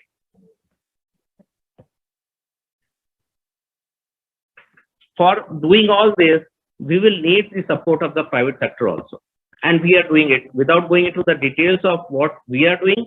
But for this kind of systems, public transport system, whether they are rail-based, we are doing a few things like private operator, bringing private operator for the O&M, then automatic fare collection through the private sector, rolling stock also, not only the procurement. We have bundled the maintenance of the rolling stock with that particular procurement, and private sector will be doing the in a very, very economic way and cost-effective way, the maintenance also. Sir, you touched upon a very pertinent point of Atmanirbhar Bharat. Atmanirbhar Bharat also, we know this, that until unless we create capacity and we create manufacturing within the country, it will not be possible to sustain these highly capital-intensive public transport system, whether it is a metro, whether it is the RRTS. So we have to create local capacities, and we are trying and we are working hard in that direction. And during this process, almost 100% of the train sets which we are going to use in RRTS are being manufactured in country. The very advanced track slab technology also we have developed in the country. Now we have the capability to design and manufacture these tracks and install these tracks. Similarly, the very advanced signaling telecommunication technology we are bringing in within the Make in India guidelines of the government with 50% local content. And sir, one very important development which you are aware of, but I would like to share in this forum also, the platform screen doors, a safety device at platform, which used to be imported till now. We are going to use our own indigenously developed PSD in the next corridor of RRTS and many other corridors of metros and other systems. This we are jointly developing with BL. Prototype is almost ready. We are going to commission the prototype next month, sir. So there is a lot of emphasis on Make in India and Atmanirbhar Bharat for sustaining these important public transport systems in future, sir. So there is one more thing which is very pertinent here is, sir, this is regarding the transit-oriented development, which with the cooperation of the local bodies, whether it is GDA in Delhi or the Meerut Development Authority or Ghaziabad Development Authority, we are closely working with them to ensure that land use patterns and the urban transport modes are so closely the work that we can optimize the not only the transport demand, we can reduce the transport demand, and wherever there is a transport demand, we can effectively and efficiently serve that. So this is a very important component, I feel, of the whole thing, where we are giving a lot of emphasis. So I would like to close on this, sir, but just to add one last point, we are going to use the lean capacity on the system for moving the urban freight in the whole of the region, sir. This is something we can use with minimal capex. We can use the spare capacity on the network for moving the urban freight with much reduced congestion on the road and pollution in the city, sir. So this is all I wanted to share on this particular issue, sir. Thanks a lot, Vinay. In fact, you touched upon various very, very important issues, which I think during the course of our panel discussion, it will all come up for the discussion. So I don't want to repeat them. So you are aware that NCRTC is progressing very fast, and I'm quite confident as the chairman of the company that in the year when we are celebrating the Azadi Ka Amrit Mahotsav, the 75th year of Indian independence, by next December, we will have the first 17 kilometers of RRTS line operational. People will be able to use this new mode of transport in this country. And all this RRTS complete thing, I think in the next 4 years, it will all be on, and we will be moving towards the next line. In fact, the very important thing which you said was there is a regional development. It is not only the city, like DMRC has covered not only Delhi, but even the cities around Delhi. But now NCRT has taken further ahead. So like that, any region has got a special kind of professional know-how, a special kind of availability of certain resources, and that is conducive for the regional economic growth. And for that to happen, something of the kind of NCRTC is going to be the order as India progresses from the $5 trillion to $10 trillion economy. It is all inevitable. It is not something to guess. It's going to come. The country's policies are all focused towards this. NCRTC, in making of this NCRTC to happen, Asian Development Bank is playing a very, very important role. In fact, when we were working on it, the chairman of the ADB, he visited and we had interaction with the whole team. They have been a big contributing it, not only in terms of the money, because money is important, but also the technology, the technical cooperation. That's very, very important. In fact, ADB has played a very, very important role in our various other cities apart from NCRTC, whether it is the Bangalore Metro, or whether it is the MMRDA's metro lines, or Jaipur Metro line, which is already completed. They are also as a co-partner in the Chennai Metro Phase 2. It's another metropolis in the country. And they have shown interest in the Nasik Metro New. So I'm sure ADB is going to contribute a great deal in the countries moving forward towards from the economic growth and to that improving the urban mobility. We have with us the country director, Mr. Tekyo Konisi. I don't need to introduce him. He is a master's degree from the Public and International Affairs from University of Pittsburgh, USA, and he has the bachelor's degree in the Political Science from Lynchburg College, USA. He had been he has had over 2 decades of experience working in the Asian Development Bank. So and now I call upon the panelist, Mr. Tekyo Konisi, to give his perspective on the issues posed by Dr. O.P. Agrawal in his initial address. Thank you. Well, thank you very much, Secretary Mishra, and for kindly inviting us, ADB, to this very important forum and a very topical forum. And I do thank the distinguished panel members, panelists today for allowing me to join you, and also a great presentation by Dr. Agrawal on this opening, during the opening remarks. We do acknowledge, and cities are engine of growth for economy, every nation, and India is no exception. However, India's cities are growing at a much faster rate than other cities in the world. And the country has been urbanizing rapidly for the decade. For instance, India's urban population doubled, more than doubled between 1990 to 2020, reaching nearly 500 million, and it will further rise to close to 600 by 2030. And the consequences is startling, and the need for comprehensive development of physical and institutional, social and economic infrastructure with a green approach will be becoming essential, which I think all the panel member has agreed. And urban area does contribute over 60% of the India's GDP, and this may exceed close to 70% of India's GDP by 2030. So there's no doubt that we really need to think holistically in attracting, shall we say, the right livable cities and quality of life where you can attract people and investment to the city, and setting in motion a very virtuous cycle of growth of development.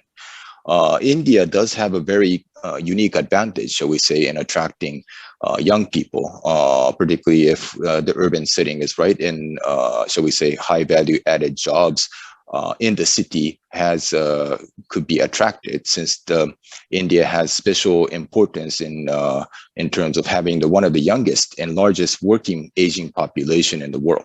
So this does add confidence in terms of if the setting is right and the high value added jobs are located in the city, then I think there's no doubt that the city of growth, or engine of growth on the economic growth.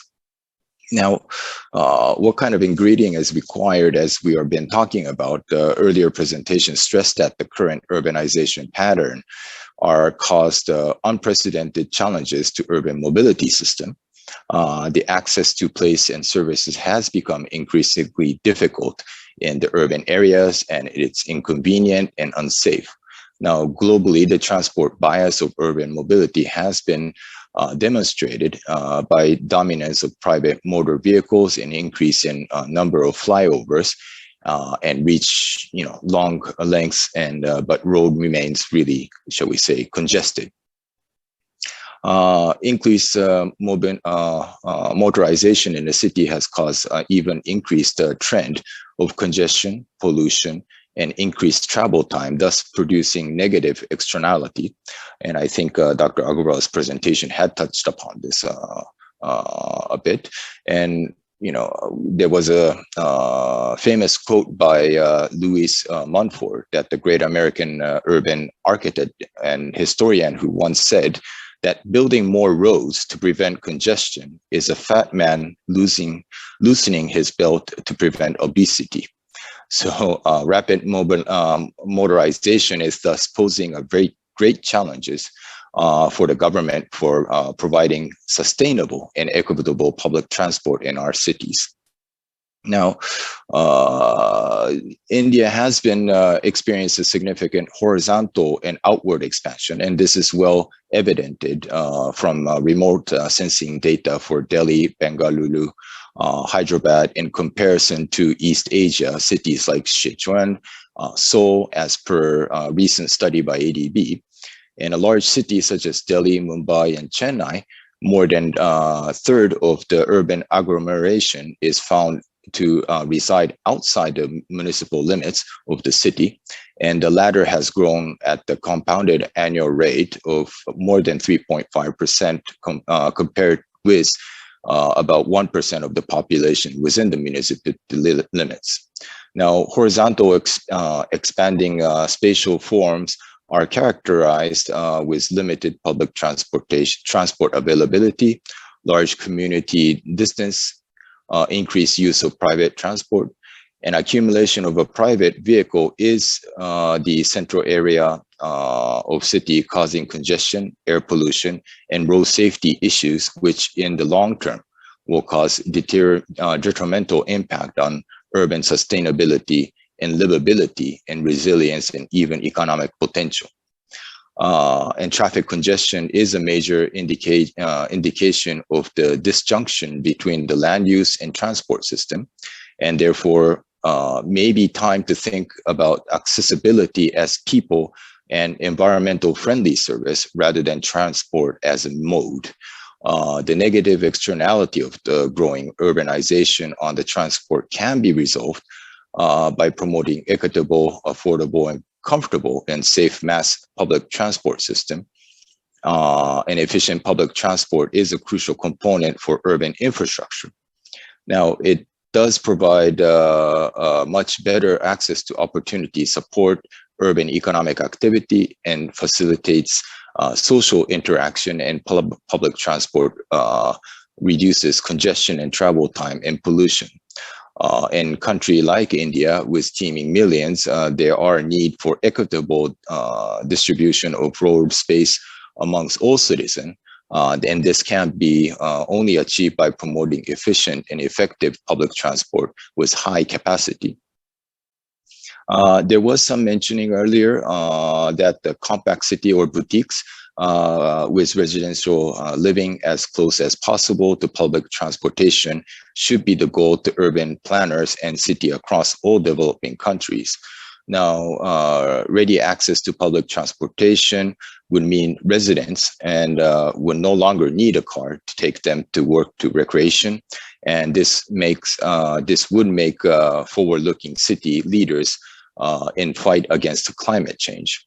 Now, recently, however, there has been some decline in cycling in some Asian cities due to rising income and contaminated mobilization, including change social perception, which tends to view cycling as a means of transport for poor. Now, bicycle owners in developed countries, particularly in Western Europe countries such as Netherlands, Denmark, and Germany, this has been attributed to a transport and land use policy introduced since the mid-1970s in these countries in favorable condition for non-motorized and public transport facilities. And there's a need for complementing the public transport with non-motorized transport in walkable community. And therefore, city developers needs to think innovative sustainable urban design and non-motorized transport solution for seamless mobility and accessibility for the benefit for all. Also, Mr. Singh in his presentation also touched upon one interesting area, which was the transport-oriented development, or TOD, is a fast-growing trend in creating vibrant, livable, sustainable communities. Now, also known to TOD is the creation of compact, walkable, pedestrian-oriented, mixed-use communities centered around high quality transport system. Now, this makes it possible for to live in a low stress life without completely dependent on a car for mobility or survival, shall we say. And as Honorable Secretary had mentioned earlier, the government is taking very active steps to address the urban environment, including urban transport, and much work is lies ahead in a very, very short term period of time, shall we say. But we feel, ADB feels that everything is starting to fall in place, and in small mentioning of what ADB can contribute in this whole endeavor. As Secretary mentioned, we're supporting the Metro Rail in Jaipur, Mumbai, Chennai, Bangalore, Metro Neo in Nashik, and the iconic RRTS in the National Capital Region. And all these agency concerned are very alive and needs to take a holistic, comprehensive view of urban planning, urban transport, and TOD. And we very much look forward in participating in this huge endeavor with the government of India. So thank you very much for once again for allowing ADB to participate in this discussion points. Thanks a lot, Tekyo Kunisi. In fact, we have touched upon almost all aspects, whether it is the public transport, non-motorized transport, or the urban planning. A very, very comprehensive presentation on what is going to be the agenda when the country moves on a high economic growth trajectory. So thank you for all your insights into these things. In fact, I have been to Japan in my last visit, visited various places, and I got a lot of learning from there. One of the aspects which you touched upon on the urban planning, and I think that the urban planning is so much important, a wedding between the urban planning and the transport planning, so that the people do not have to travel a lot. They can cater to all their needs, whether it is the needs for education, health, entertainment, business. Most of the needs could be catered to in their neighborhood itself. In fact, in the keynote address today in the inaugural session, the head of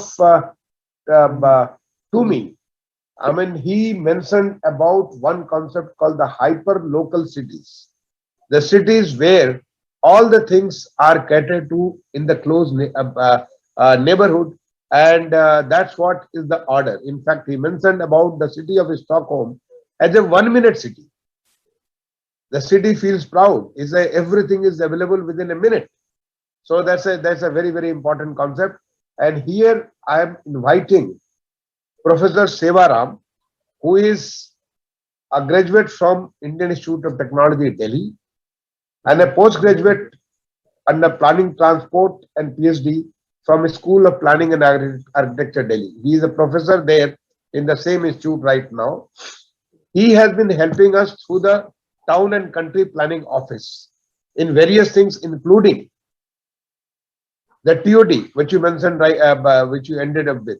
So I request Professor Sevaram to give his views on how the country, when it moves on the economic growth high trajectory, can address the issues of urban mobility through the urban planning. Professor Sevaram, please. Thank you, sir. I'm first of all grateful to the ministry for inviting me and giving these opportunities. And it is always a learning lesson to listen from you, sir. And as the time keeps on going, you keep on hearing the ideas, and at the end, probably most of the ideas are already being taken.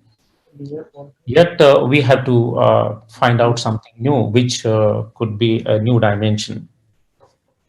Sir, in your remark, as well as from the ADB and also from NCRTC, Vinayji told us very nicely that time is one of the factor actually. I would say that entire development earlier, even if you go for NCR Planning Board delineation, it was primarily based on the distance and not based on the time.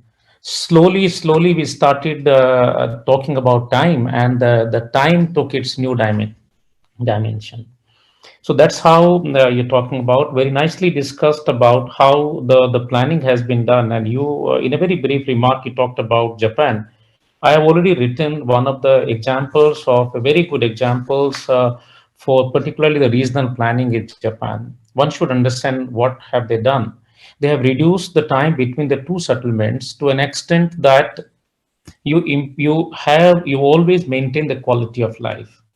I'm sure in the time to come, when an RRTS comes, you will have a quality of life, livability in one, and you will also improve upon the transport quality of the city, because you will otherwise restrain so many persons reaching it here. One of the questions coming directly and addressing to those questions, where are we? Are we going to have the same trend as that of congestion? I think I need to take a minute to talk about the fundamentals. The fundamental says very clearly, if you look at the variation of the public private transport share versus GDP, it is somewhat a parabolic curve. What it means, it will increase and then it will become a maximum and then it will decrease. Unfortunately, we have been all the time taking example from the developed countries and trying to implement that, which is not in good context. So we need to understand where are we actually. That is the point. That is the first thing. The second question comes, will it continue like this only? Where are we now? We are in a stage now where few parameters like the speed of what? Speed of the public transport. You can say the ratio of public transport versus road network speed. If you increase, there will be a decrease of private share, and decrease of private share always depends upon the city sizes. Since we are not having this UMI only for Delhi, we are having for all kinds of cities. It is also important to draw the conclusions, relationship and findings are not same for high density cities and the low density cities. That is also an important, also not same for low vehicle ownership and high vehicle ownership. That is one. It would be nice that if in the ministry we come out some kind of a white paper as to, already there is a benchmarking done from the IoT in terms of toolkit, but I'm talking about these are which can directly be implemented. You increase the public transport seat kilometer, the private transport share will decrease. How much it will decrease? It is also a function of the density, which density and which type of cities are we talking about. The other parameter, as Agarwal sir asked the question very clearly, where do we go and are we going to have the same? So, population densities. It is exponential variations we have with the private share. You keep on increasing the population density, the private transport will decrease because you'll have a compact nature, and that is where. But will it have that nature? That is again a function of the cities. Sir, over the period of time, sir, we have put a lot of effort. In fact, I'm a part of the team which is preparing Gati Sakti Regional Development Index. We are preparing it here. Once we have that, you will see that the index that we will have it for the entire country, you will be able to know which country is having disparity in terms of the development. Over the period of time, we have developed across the country, across the north-south, we have developed, but we are having the problems. Intercity travel has got priority. We have got a high level of connectivity indices. But where are we lacking? The secondary network. And this is where, again, we need to say. You rightly pointed out, sir, I was listening very carefully. You said that we are going into the urbanizations and we are having some cities which are converting into the settlement into urbanization. Some settlements are changing the hierarchy. But our problem is that, sir, probably we start looking only when we find the city has come to a certain size. Up till then, we keep on supplying the transport in an unorganized way, the IPT. You will find out somebody will come a vehicle will come like a jugaad. So that will serve as a public transport. Can we have some kind of a policy for those kind of settlement also, which otherwise do not become a problem for tomorrow? And then you say, sorry, we can't do anything for the city. That is one. What if you ask the user, what is the user's perception? User perception is that I want safety, I want reliability. What has encouraged the person to shift to the public transport? It is the reliability is the first thing that comes here. I am reliable. So if I have to go towards airport, there's a choice now. I would like to travel from New Delhi by airport metro instead of taking, because I know I may be trapped into if I do have a time limitation. So reliability is going to be the talk of tomorrow, be it reliability of travel, be it reliability of the network, be it congestion, etc. So this is another point, sir, which is going to be for tomorrow. Safety, reliability, affordability, as some of you already told. Clean. I was a part of the team which chaired the sessions on TNA, that is Technology Need Assessment, and that became a guiding factor for the Paris declarations. Actually, we worked very hard to arrive those parameters which could otherwise be considered for climate control. And there we were working that what should be the priority and how the India should go, and that's how the electric vehicle, etc. came into.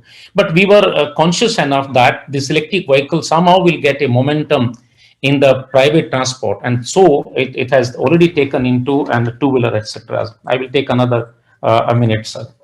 So this is one thing that I have talked about, that of how the cities, etc. can be bring to sustainability. Sir, the theme of the UMI is mobility for all. When you say mobility for all, it is for all cities, it is for all direction, it is for all users, it is at all times, it is in all manners. So when I say so, why I give a little examples of how Gurgaon, etc. came. Gurgaon came not because of transport, because the person who was staying in 80s early, that is 88 and 90, we had a very high level of pollution. So everybody started shifting to a city where they could find a livability. Okay. So we came, I myself came to Gurgaon thinking, okay, this is the best place. My wife said, I think we should stay here only. So the clean air was the criteria. But less I know that I did not have any public transport. So the only option was either I have a margin of travel of 3 hours. I travel from here through the villages and go to this, take the bus to the Delhi border and then I go.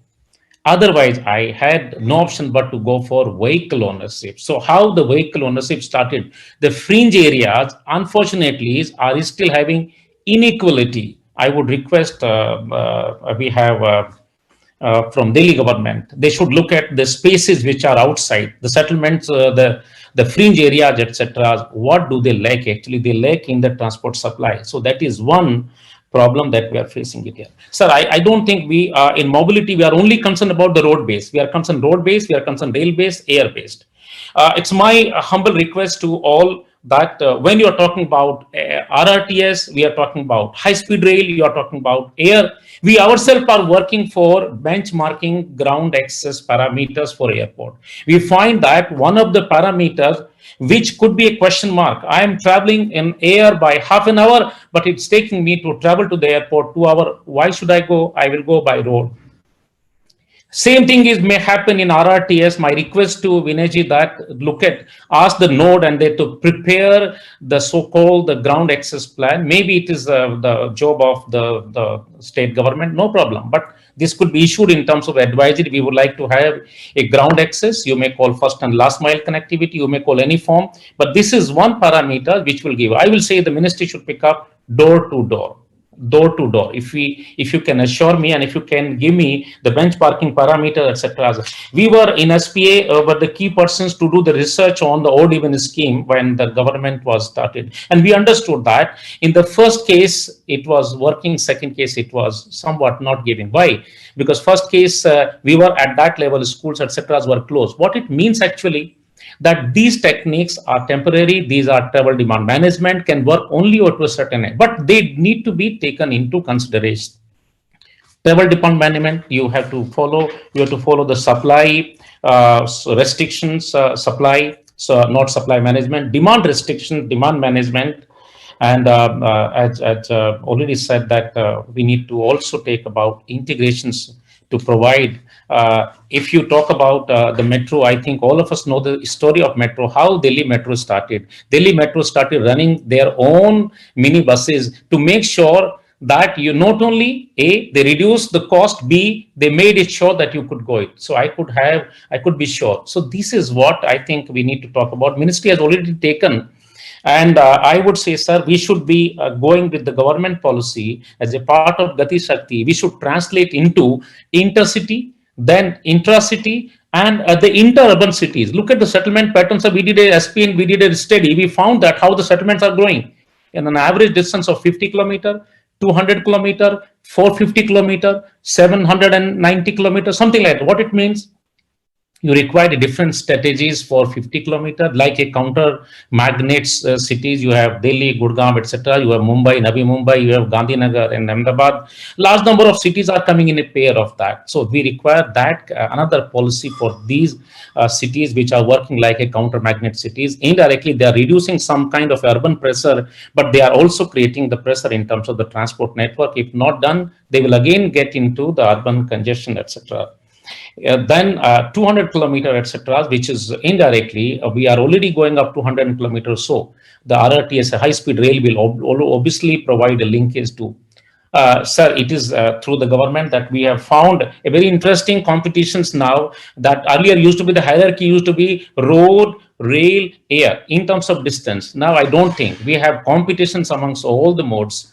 I have a choice either to go by road from here to Dehradun or by air or by trains now. This is the best time you will have it in the time to come. But I think down the line, not to take the time for other speaker, if the opportunities come, I will speak again. Yet from my side, this is what I say, sir. We need the concept of the planning, and planning also, we should not be, the time has changed now. We do have the long term, but long term also does not mean we keep on sleeping and keep on preparing the long term.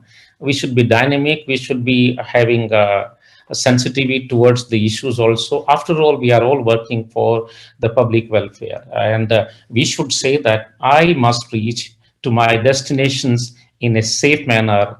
And I just wanted to give an example of the bicycles, actually. Everybody started nowadays talking about the bicycle. We did a study on bikeability. I would send the report to the ministry, and you will understand that it is not a correct thing to unnecessarily decide a corridor of the bicycles. That has to be on user perceptions, it has to be on network perception, it has to be on land use, etc. And then arrive at, and then the huge money is getting invested, the public money, and at the end, the public is not using it here. I think the time has come that we need to look at these issues also. Thank you very much, sir. Thank you, Professor Sevaram. In fact, true to the profession, as a professor, once you start talking about something, I think the canvas is so full. I mean, you touch upon the rural to the urban to the covering from the connecting the big cities to the close by cities, almost anything and everything what could be possible in the urban transport or in the transport. You have touched upon most of it. So thanks a lot for giving this kind of a very, very elaborate perspective, because all these are very, very important.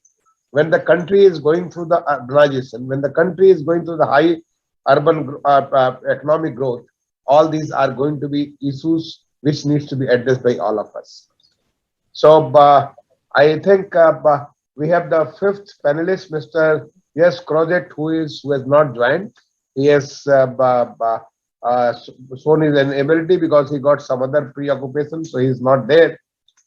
I have only one question from the audience that is coming from Mr. Udit Ratna, but I think that has already been answered somehow. So the pollution. So I take you on a different route altogether. The two perspectives which I want to give. One is, and then I will request Professor OP to come in, and then I'll be hearing from all the panelists before we close at 5:10. We have just 10 minutes to go. One perspective is I shared public transport panel in the World Bank with Enrique Peñalosa, the mayor of Bogota. And he said that any city's development could be measured not by how many people own cars, but how many people are using public transport. It's a very, very important insight. If the city is really developed, economic growth is there, then the people will be using public transport. This is one. Another I would like to share, I mean, in my one of the visit to Seoul, the Seoul mayor, because normally whenever we talk about the public transport, we think in terms of adding a lot of infrastructure, maybe a lot of flyovers. Here was a mayor of the Seoul, Mr. Lee Myung-bak, who got almost 9.4 kilometers of the elevated highway on the Cheongseong river demolished. And that made him so popular. In fact, I had the privilege of walking on that river. It's such a beautiful public place it is, that he later became the president of South Korea. So he really endeared himself in the eyes of the people, because he addressed, normally when we make roads, we think in terms of the right of the car owners, not the right of the people. And we have to, the cities which are becoming more popular, they are converting their roads to the public places. So as we grow, do we need to add infrastructure in terms of widening the road, adding more flyovers, or improving the public transport like NCRTC Vinay spoke of, or the DMRC, or the BRTS, or the public transport, or even the shared mobility, or various other things which are going to, there's the technological, there are the methods through which people have better experience in terms of what Professor Sivaram said, safety, reliability, affordability, and a much better experience. So I call upon our first professor, not again professor, the word is coming, maybe he is going to become professor now. Professor O.P. Agrawal seems like the word is coming so automatically. Dr. O.P. Agrawal, and then I'll request all other panelists to have the quick reflection on this so that we can close in time. Thank you, Dr. O.P. Thank you. Thank you very much for this opportunity again. I think it was fascinating listening to the discussion.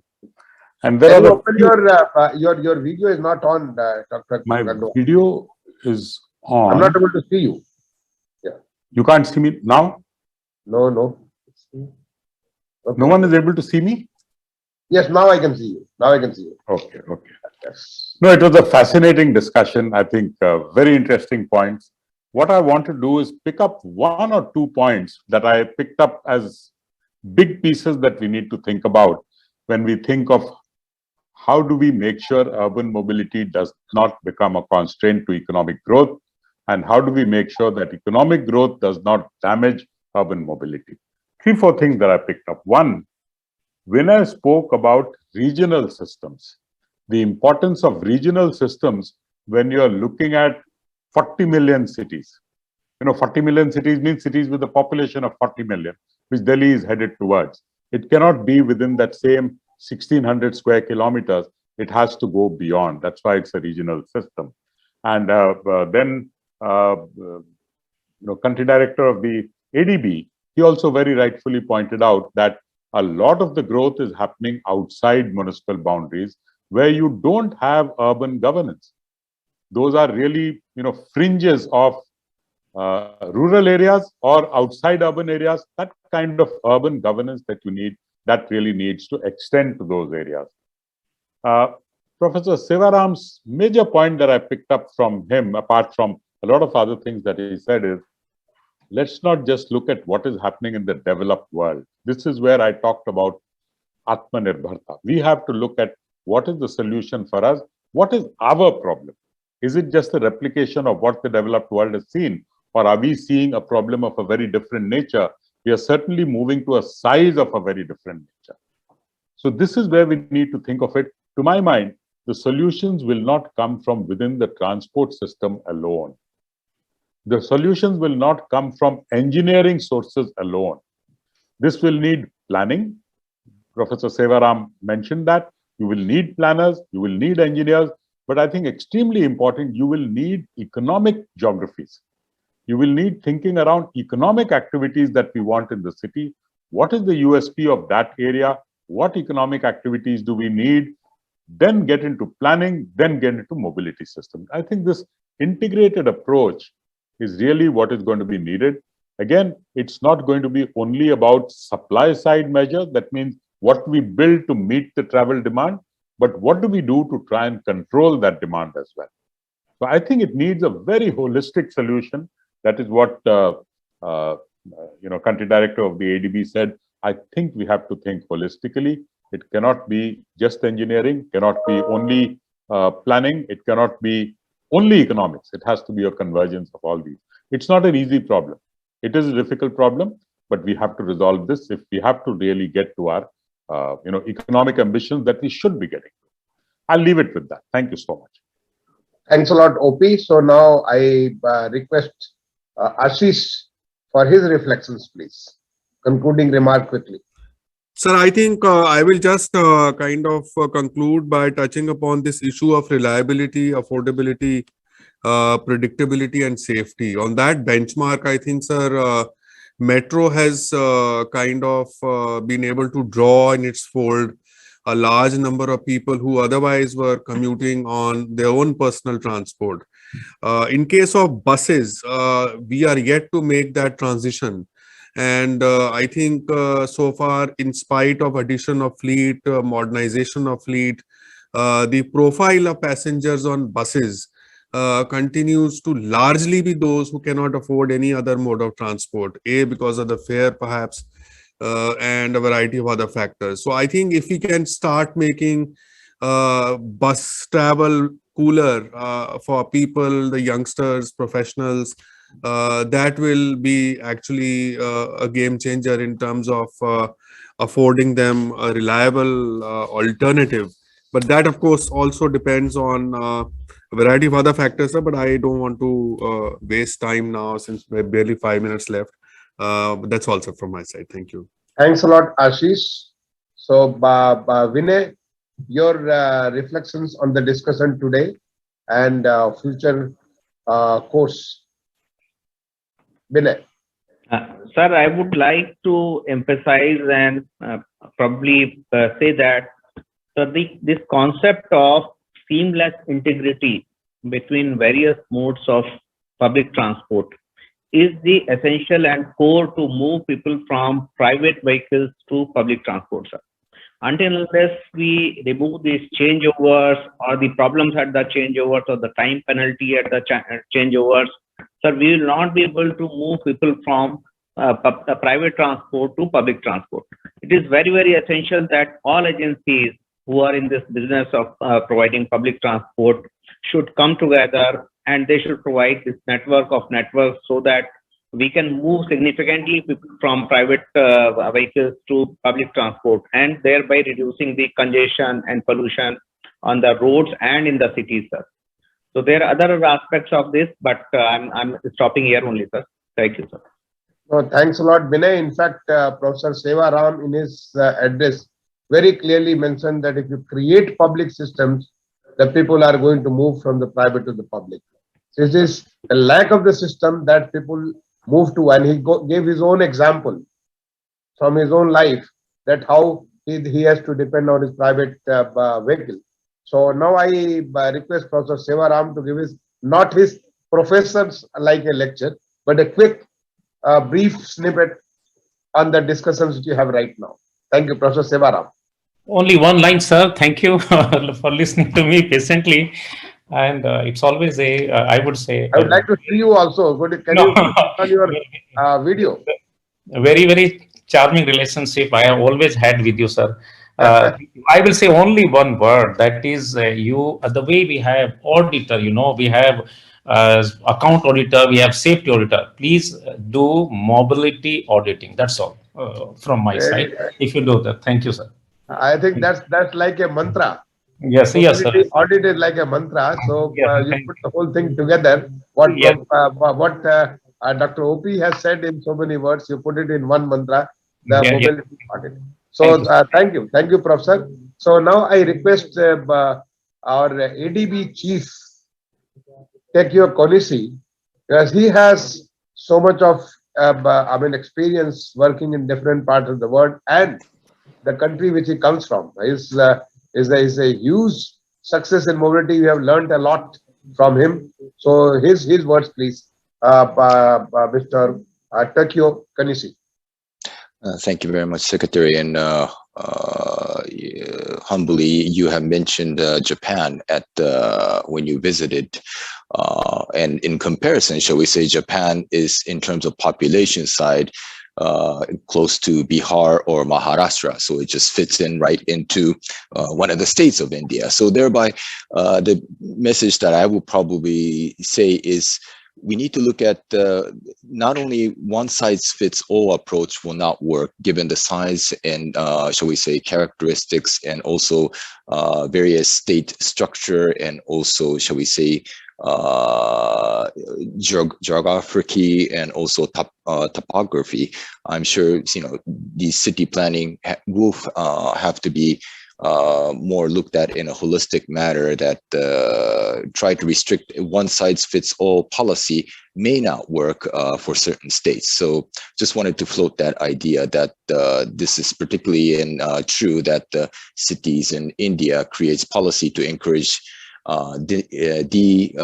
densification and develop within the transit influence zone, but have applied a one-size-fits-all approach by providing higher FAR along the entire length of the transit corridor rather than linking FAR to the node and place values on the segment. So I think holistically we need to look at, of course, as one of the panelists said, we need to look at the demand side also, but in terms of the mapping out the ecosystem, I think one size fits all may not always, shall we say, be the palatable approach. And some states may be very successful, and those model could be the base, shall we say, blueprint to be able to replicate to other states with incorporating the state's characteristics, shall we say. But allow me to stop there. Thanks a lot. In fact, all the panelists, and you mentioned it rightly, one size doesn't fit all.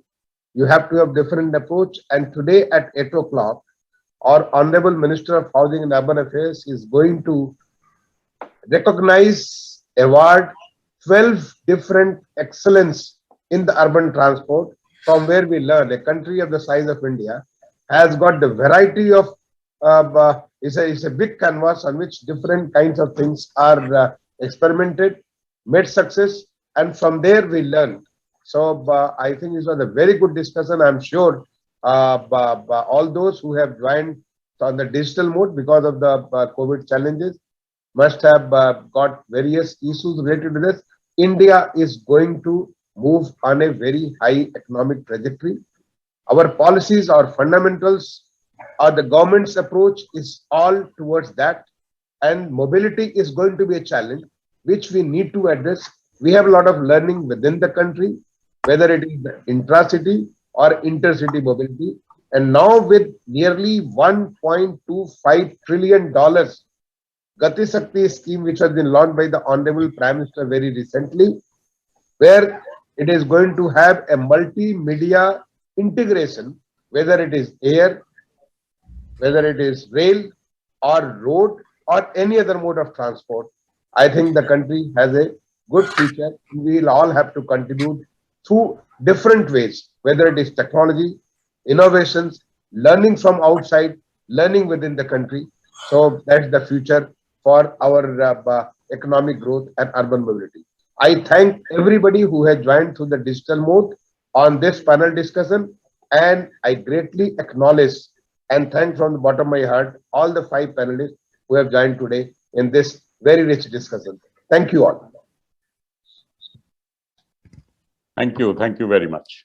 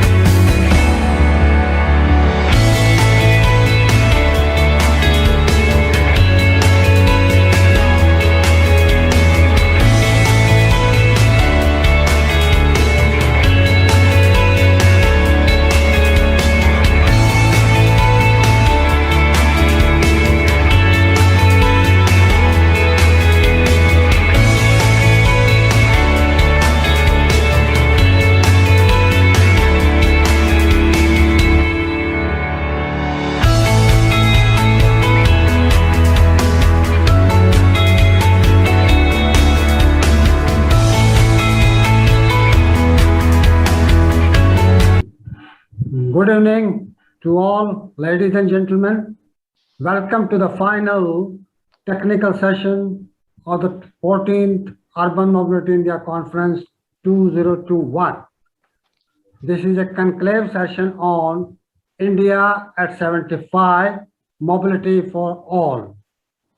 Respected Secretary Sir, Shri Durga Shankar Mishra ji will give the opening remarks in this session, and the session will be moderated by Dr. Surendra Kumar Bagre ji, Additional Secretary, Ministry of Housing and Urban Affairs.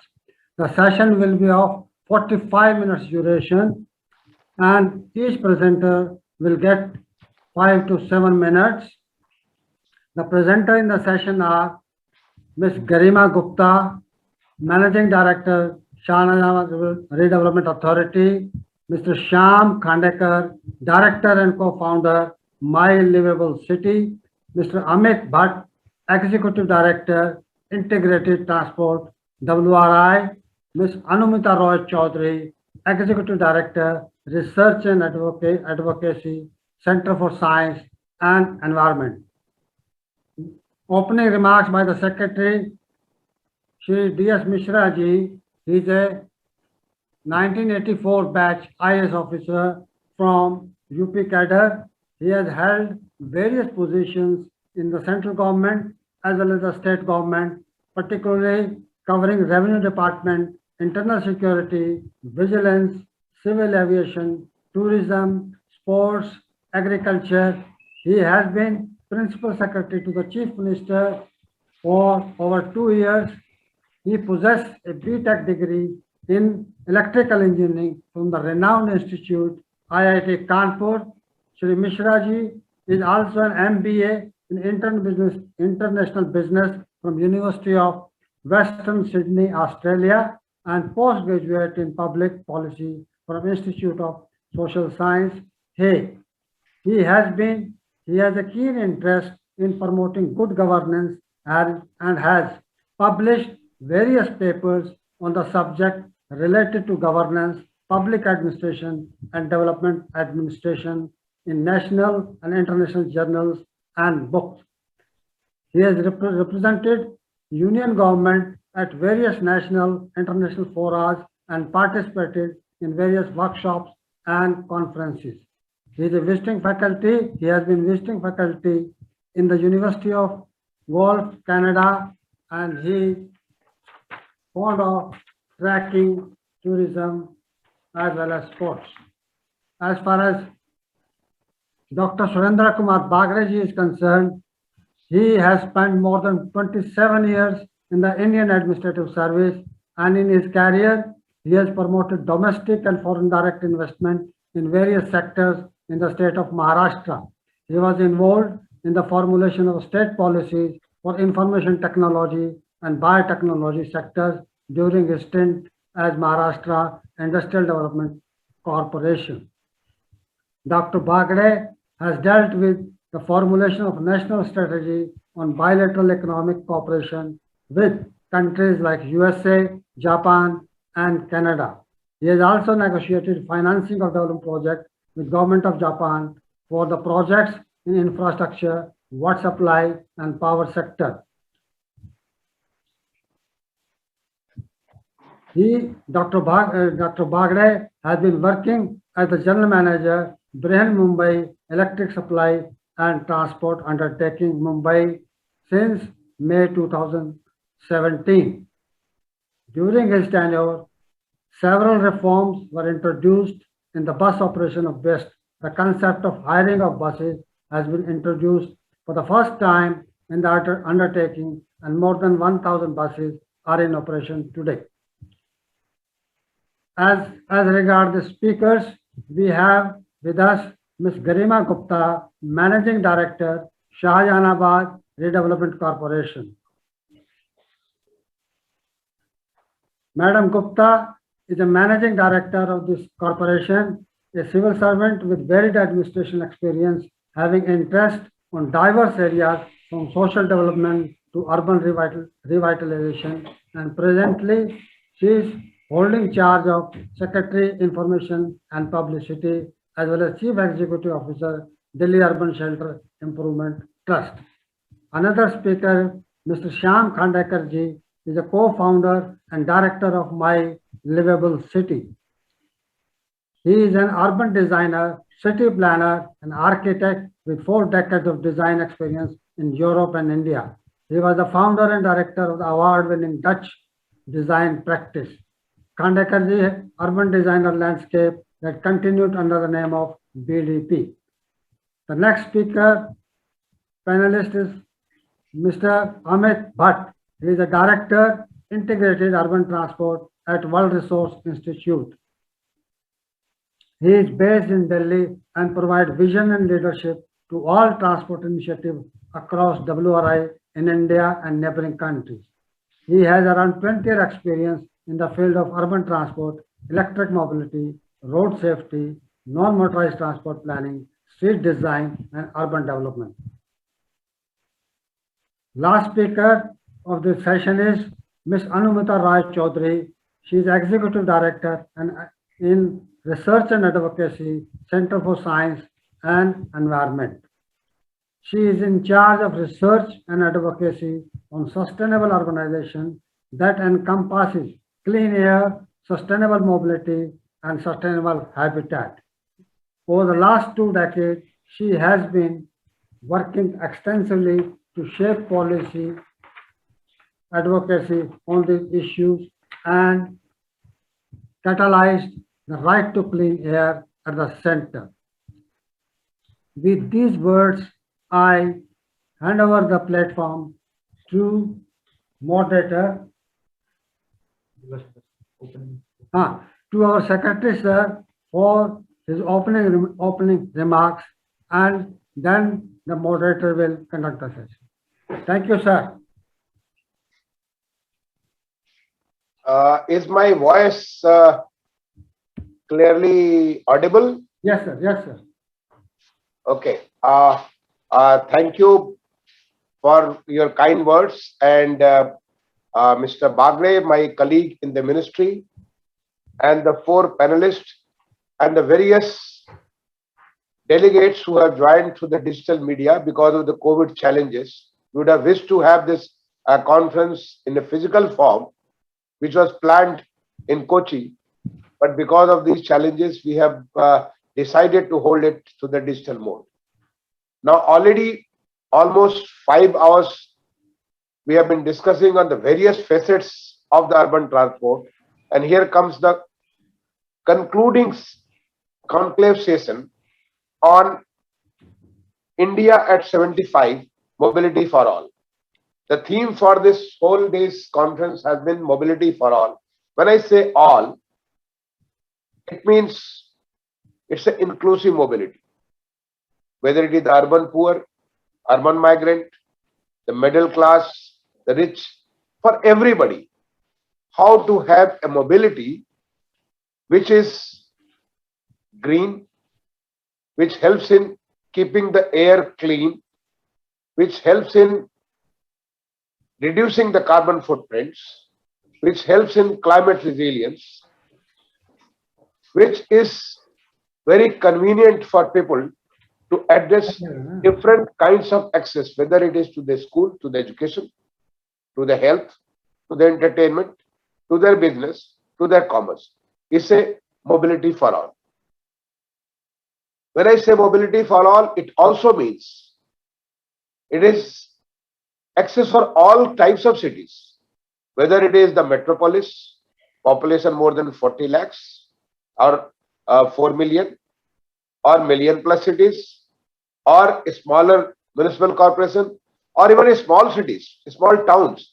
Everywhere we should have mobility for all. And there cannot be one solution. There has to be a host of different solutions, and you will see a glimpse of this in the last validity session, where our Honorable Minister is going to give award to the 12 different winners in different kinds of work of excellence in providing urban mobility to their citizens.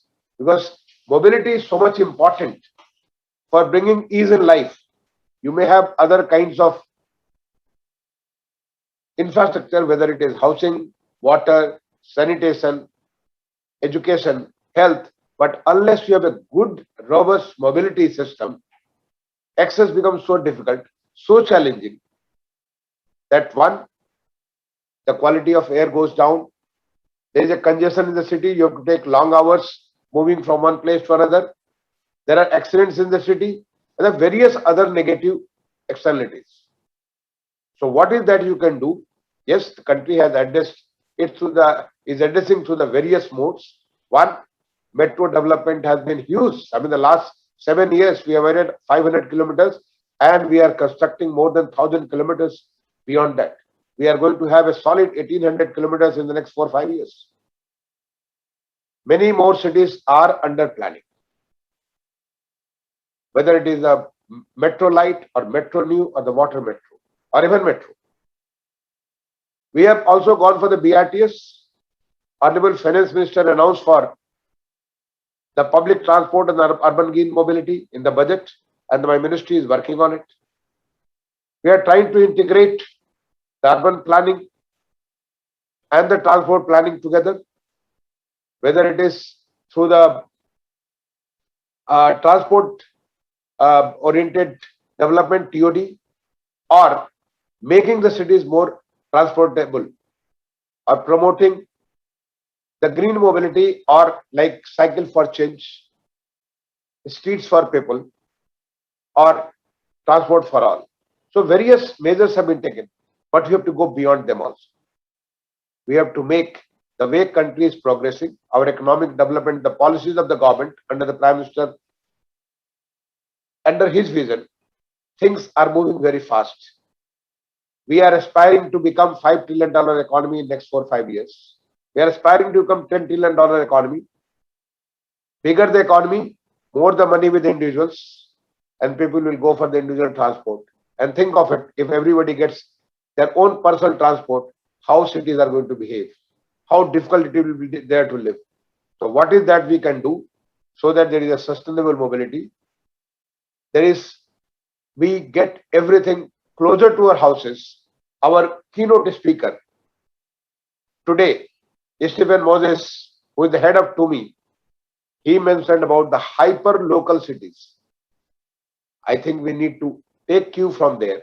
He also mentioned about reverse pyramid of the transport. That is, person on the foot to be at the top and those in their personal cars or the two-wheelers to be at the end. So this is all that which we are going to discuss. I'm sure the discussion in the today's conclave is going to be very interesting and we'll come out with what is there we have at 75 and also where do we want to go for when India celebrates its 100th years of celebration independence, that is in the year 2047. I leave it here and wish you all the very best for a very engrossing discussion in the panel. Wish you all the very best. We have the experts coming from the state government of Delhi, from the private sector, from the international experience, and the real practitioners. Wish you all a very good discussion. Thank you. Okay, sir. I'll come and go. Yeah.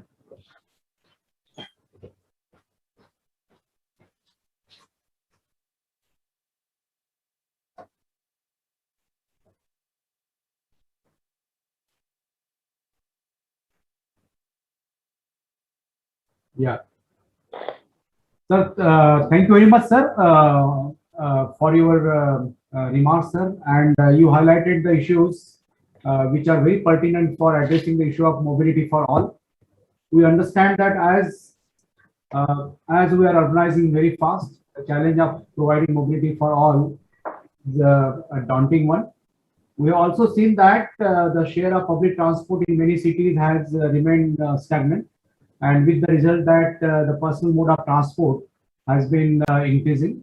But again, that is the vicious circle. Less, investment in the public transport, and again, people switching for more personalized transport. At the same time, we have also seen that today's discussion has highlighted many issues. We have seen that cycle for change, street for people, These are some of the issues which we need to address in order to provide mobility for all. Now, mobility for all also will involve that we rethink about public transport in general and how we bring public transport in focus so that the growth path of private vehicles, decreases, and that is very important to achieve. I'm confident that today's session conclave will show some pathways to us in for moving in that direction. We basically would like to see what kind of policies we can focus on, in this session to achieve the mobility for all. We also want to see that the genders are also treated equally and it's inclusive.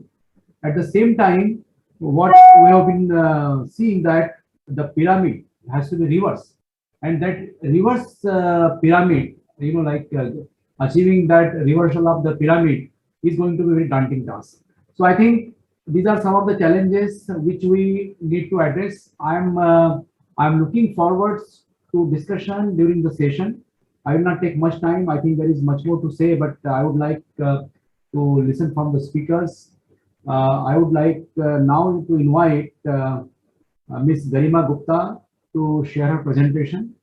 I would request that she completes her presentation in 5 minutes, and we can have next speaker.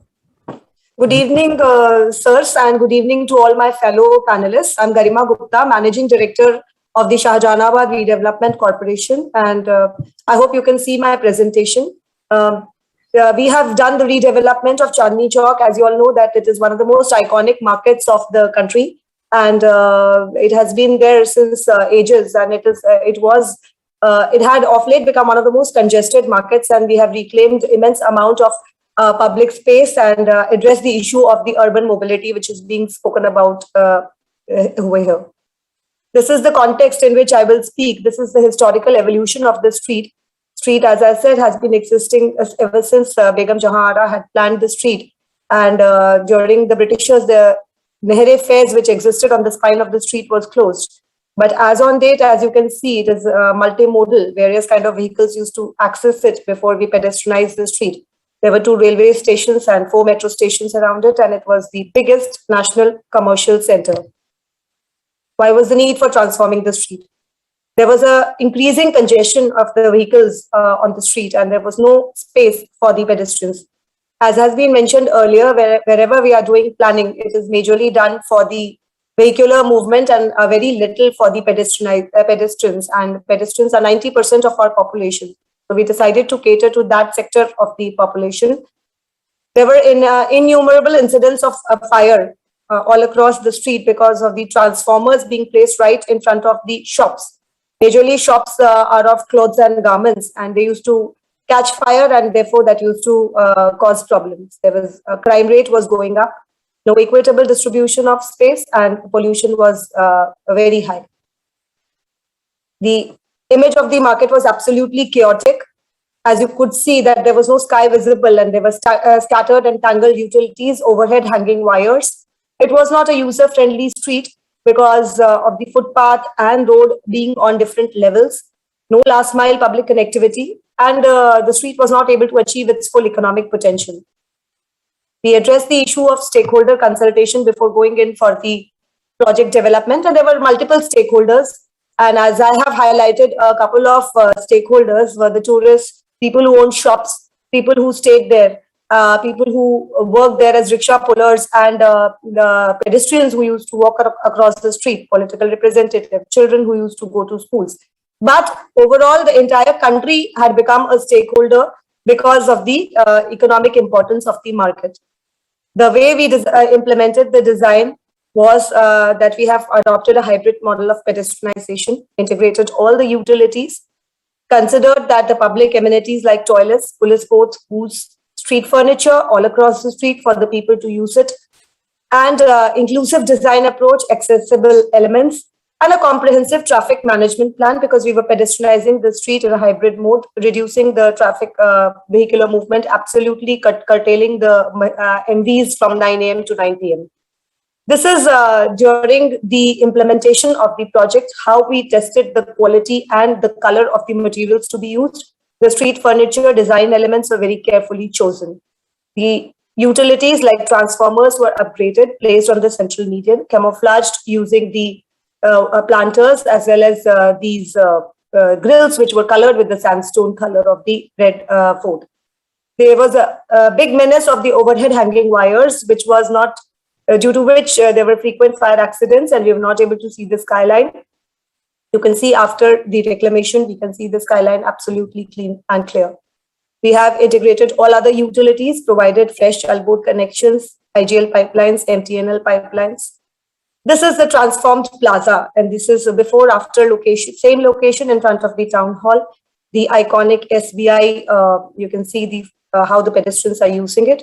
The safe urban environment which has been created for everybody, NMTs, pedestrians, cyclists, the public amenities which have been transformed. We did not cut a single tree during the project. They were all preserved as it is. And we did not close the market even for a single day. And this was achieved by dividing it into sections. It was a step-by-step process because we had to take care of the traffic management all around the arterial roads. Also, we designed the scramble crossings, first of its kind on the Red Fort, and the street network because there are many arterial roads around. They had to be integrated with it. And a comprehensive solid waste management plan and a disaster management plan for the area, putting fire hydrants in place. As you can see that the traffic decongestion has happened and the area has opened up for the pedestrians. This is the visual integrity which is preserved, and one can now see Red Fort from all corners of the Chandni Chowk, the initial idea behind it. The street is very well illuminated at the night, and the people are visiting even during the night. They're taking the stroll. Children are cycling, skating. Local area has immense economic potential is now being used, and development is taking place. This is the public space which we have reclaimed, and as you can see, all sections of society are utilizing the space. The street furniture is being adequately utilized by all people, commuters, tourists, the homeless. These are the major outcomes of the project, that we have had an iconic market, which was the pride of the nation, and this was shown in the tableau on the Republic Day as well. The street is clean and organized, accessible to everybody, a sustainable street which is safe, secure, which has ease of doing business. People can walk. It is a healthy street with a very reduced amount of pollution. We have enhanced the cultural activities on the street, and the heritage value of the area has been preserved. Thank you so much. Garima, thank you very much. I think it was very well timed out. Thank you, sir. Very much thankful to you. Now, Thank you, sir. Request Mr. Shyam Khandekar to please make a presentation.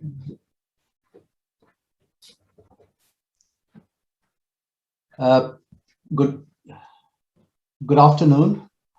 Good evening in India. Greetings from Netherlands. Dipankar Dag is going to show my presentation. So Dipankar, will you put the first slide? He's going to just give a few seconds. He's going to Okay. Yeah. I was asked actually I've been working on in the Netherlands for the last 4 decades and been involved with many public transportation hub and design of and redevelopment of cities around the public transportation hub, to take a test case and talk about it. But instead of that, I thought there's a larger issue which needs to be talked about. So that's what I'm going to do. But I'm unfortunate. I have to wait till Dipankar puts up the slide. I think he should be doing it quickly, just to give. But I think what you are planning to talk about some. Okay, Dr. Bagde, I'll start anyway. Yeah. So that instead of wasting any time. So the idea the talk which I wanted to give just in 5 or 7 minutes is regarding the fact how mobility needs to be relooked at to create cities, to shape cities with resilience in times of climate change. So that is the topic which I want to talk about. And this is the first slide. So rethinking mobility to make our cities resilient in times of climate change. Now, if I can have the next slide, please, Dipankar. Yes. So if what you see on the left side is one of the large urban projects in Palais Koti called in Den Bosch, which is a provincial capital, which is about 30 hectares of redevelopment, which in fact answers to all the criteria which Mr. Daniel Moser today morning talked about when he talked about hyperlocal city. It is a walkable city. The public space, it's in mixed use. It has high density. The public spaces are basically only for pedestrians and cyclists. The cars have been put back. So basically the hyperlocal city, which Mr. Daniel Moser talked about, if you want to have a look, please come and we can show it to you. It's published in this book, which is on the right side, which I have, which has been published in 2019. The three issues: resilience, mobility, and climate change. I think resilience to all of us suggests the willingness and the capacity to fight back. And in terms of cities, it means that whenever cities are hit by disasters or some sort of setback, cities have the possibility to come back. Now, these disasters, as we all know, we have been noticing it just now in Uttarakhand and Kerala, have been increasing, so that our urban centers are being hit by issues which are related to climate change, because of which we need to have cities which will be able to fight back. And my contention is mobility contributing greatly to this. So mobility experts need to think not only about mobility, not to think only as mobility experts, but basically to think also as responsible citizens. Can I have the next slide, please? In 1 minute, I want to take you through the history of mankind and of this planet. So there were millions of years ago, rivers used to flow and water used to flow. And when there was a lot of rain, torrential rain, water could flow and the river could get more space. Wild animals could take their trails the way they wanted. Then the mankind came, and our transportation arteries started to be put on top of this natural background which we had. And I'm afraid to say that particularly after the private car came along, our civil engineering might increased and our arrogance increased. And in fact, in this photograph, which might want to suggest that the tiger, the king of the forest, has a way to pass this concrete jungle, I think in fact what you're seeing is the king of the jungle is being cowed down by actually civil engineering arrogance of mobility infrastructure. So when we talk about, what I'm trying to say is that mobility for all in urban area is related to mobility also in the natural world outside the cities. So we need to think about that, because if the biodiversity decreases, if the climate change happens the way it is happening because of pollution, then basically our cities will be hit back. Can I have the next one, please?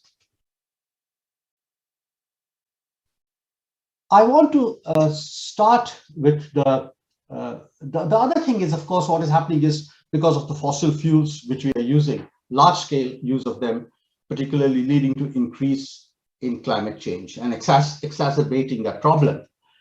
Now, some people seem to suggest, no, the transportation, depending on which country you choose, which year you choose, but very roughly a quarter of the greenhouse gas emissions of a country come from transportation. And about 75% of that come from road transportation. These are just very bald figures, but it gives you an idea that mobility does matter in fueling the climate change issues. The other problem of mobility, particularly related to cars, is the fact that it increases drastically the footprint of cities. And the presentation by Mrs. Garima Gupta was very interesting, and I commend her for that. But generally what is happening in cities, that the cars are taking so much space. In fact, if you look at the footprint of streets in urban areas, depending on which city you measure, it will range between 25 and 45%. So 25 to 45% of the area of a city is given away for streets, and many of these streets are basically conduits only for cars. So what happens effectively is the city keeps on expanding, and basically, where does it go? It takes pieces away from the natural surrounding habitat at the edges. That's what is happening continuously. You look at our cities in India, but you look at our cities in other parts of the world, this is what is happening. So the car is not only polluting the atmosphere, but it's also taking away big footprint from nature, which has a possibility to heal the wound. So it's a double whammy which the nature is getting, basically. Can I have the next one, please? So the question then is to mobility experts is, because I just wanted to keep this a very short presentation, what can you do as a mobility expert? I said, we'll have to finish in few minutes. I think. Yes, I'm finishing. This is my second last slide. Yeah. So, Dr. Bhakde. So the suggestion is that the car infrastructure needs to be scaled down. In fact, we shouldn't be building any more car infrastructure at all. In fact, look very critically in your city as which are the streets which are over-dimensioned. There are hundreds of examples where I work in India, where I'm talking to mobility experts. They sometimes dimensions of streets are demanded, which lead to cars being driven fast, so that Gati Rodhaks are put again. In fact, you could have built the roads really much narrower. And if you look at this particular photograph, this is in a large project which we are designing in Baroda, where all the trees have been kept and the road actually winds through it, reducing the speed of the car. Don't be an expert like an expert who cuts down old forest to put up a big mast on top of a hill, but be an expert who understands that whatever you do as an expert can change the society in all sorts of other dimensions. Can I have the last slide, please? Dipanjan, can I have the last slide, please? So 50 of these ideas on resilient cities, on how streets, by reshaping streets, you can do them, is being published by My Livable City later this year or early next year. Thank you so much. Shyam, thank you very much for your presentation. I think you had much more to share, but paucity of time prevents us to continue with the presentation. Now I will request Amit Bhatt to share his thoughts on the topic.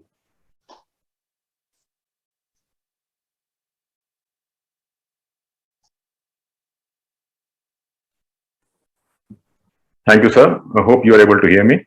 Yes, please.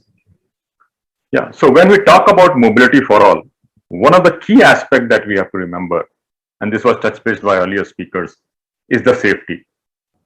Because unless we create safety or safe streets for all, we will not be able to achieve this vision of mobility for all. And let me explain why I say so. So globally, around 1.35 million people lose their lives every year due to road traffic deaths. But that's a number. Let's put some context to number. That's something like a 1,500, 1,600 aircraft jumbo jets crashing every day, 300 Titanic sinking, or 7 large stadiums sinking every day. So that's the magnitude of the problem. And what is even interesting is the fact that it's a #1 cause for death for young adults and children. And half the people who get killed are either pedestrians, cyclists, or two-wheel users. Now, the number in India is very stark. It's about 1.5 lakh deaths that happens every year. And in fact, WHO estimates that these numbers are even higher, in fact, close to 2 lakh plus deaths that happen every year. And this number is rising. Now, what I've done here is that on the left side, you will have the commute pattern as per the 2011 census. And on the right side, if you see, is that death of vulnerable road user, which is the pedestrian, cyclist, and two-wheeler. So almost if you remove the red pie, which is people not commuting, you will realize that almost 70% of the trips that happen in India, work trips, are either pedestrian, cyclist, or two-wheeler users. On the right side, if you see, the substantive population who gets killed are pedestrian, cyclists, and two-wheeler. In fact, pedestrians are the largest set of people who get killed every year due to road traffic death. And it's not only about these deaths, but what it does to the society. So research has shown that families which experience road traffic death go into poverty. data from India shows that women bear the brunt of these road traffic injuries because they are involved in post-crash activities and they lose their livelihood in many cases. Research has shown that sustainability is really impacted with this high road traffic death number. And there's a research which shows that countries can achieve anywhere between 7% to 22% increase in GDP over a 25-year period if they are able to reduce road traffic deaths and injuries. And that is why right from United Nations to large multinational development banks have looked at addressing this issue of road safety. And that's why it also forms the mention in the SDG 3.6, Goal 3.6. So why are we not achieving it? And one reason why we're not achieving is that the traditional approach of road safety is not working, and we have to look at an alternative approach. And that's what I'll be talking a little bit more about, this whole safe systems approach. Our approach that was developed in Sweden, the blue line that you see is a drop in road traffic deaths and injuries, and the yellow line, and the blue line is the increase in the road traffic volume. So even the traffic volumes are rising, the injuries are decreasing. And this is basically my last slide, and before I'll end it. So what it is done, and I think this is where we have to think a little more, that road safety will require multiple action on multiple fronts. But there are three most important aspects, and that has to do with the way we plan our cities, and that is really a focus area which the Ministry of Housing and Urban Affairs is also involved in. One, I think land use planning.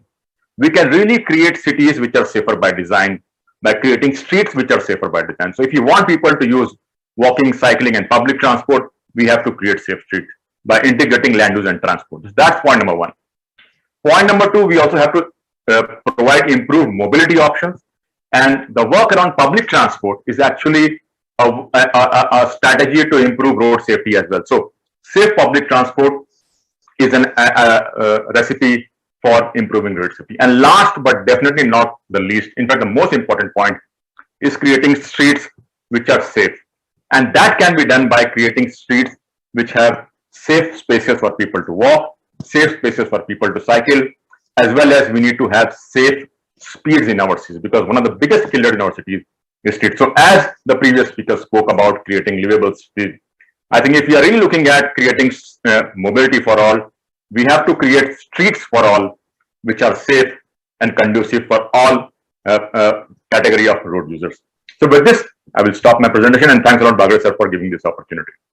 Thank you, Amit. It was perfectly timed, and thank you very much. And now I request Anumita Rai Chaudhary for sharing her thoughts on the topic.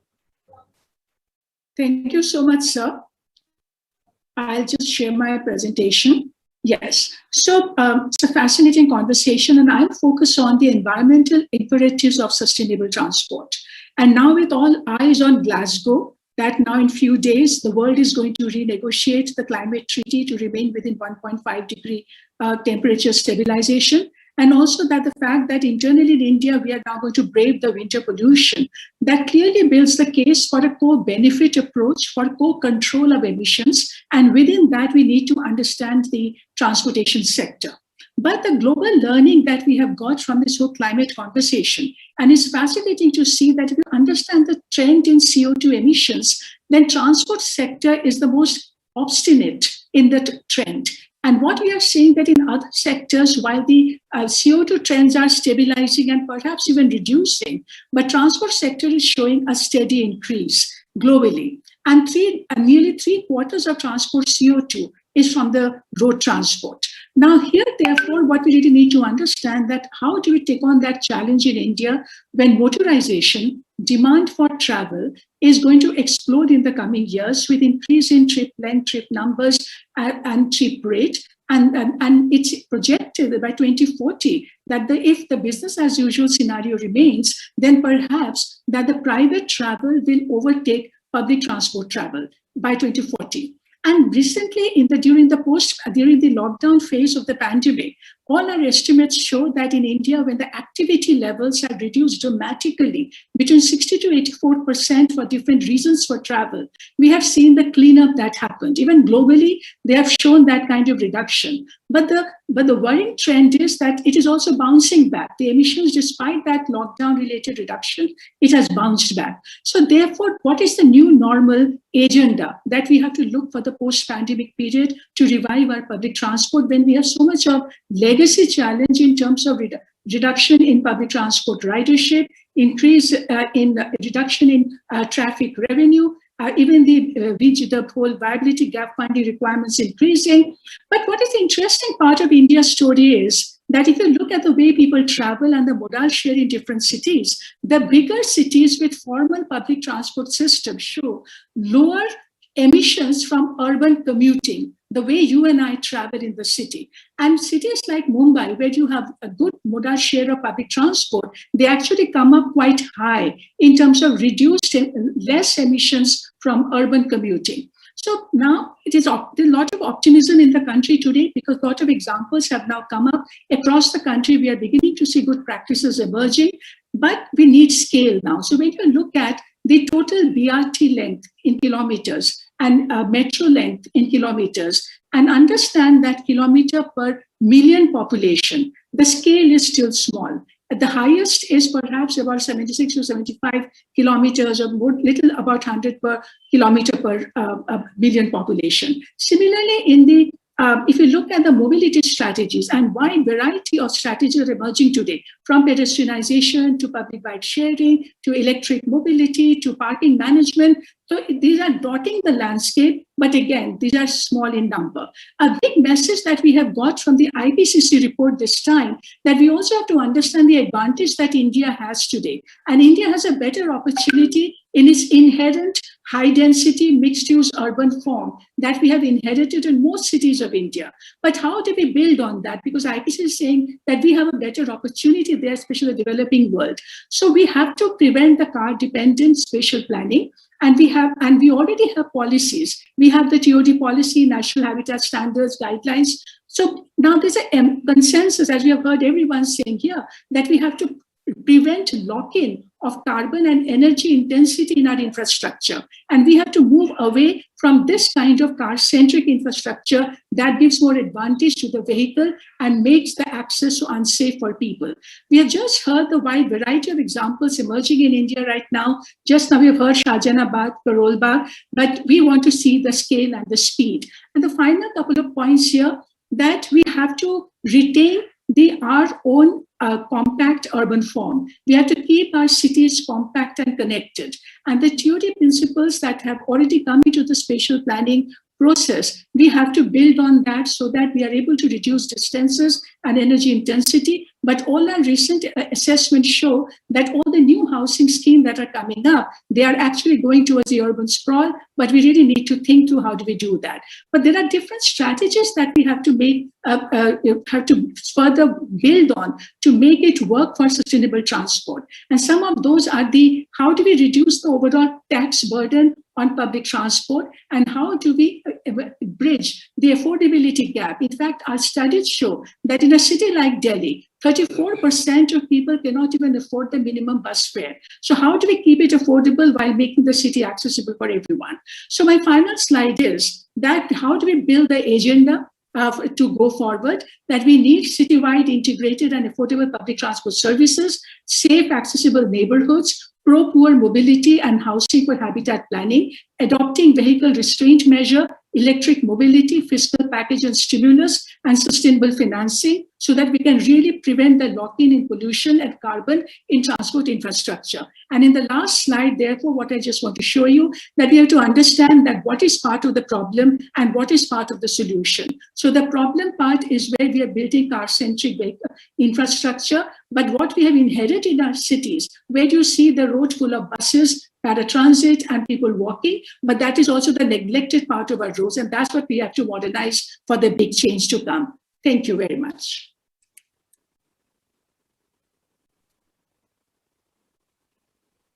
Thank you very much to all the participants, all the speakers who have participated here and shared their thoughts. We have some time for question answer. I was supposed to end the session at 7:45, but I think there is only one question which we have received, and the question is road safety. It's on the road safety. What should be the single most effective? We have some time for question answer.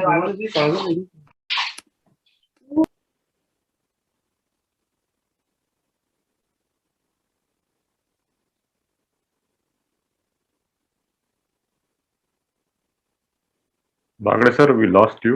We're not able to hear you.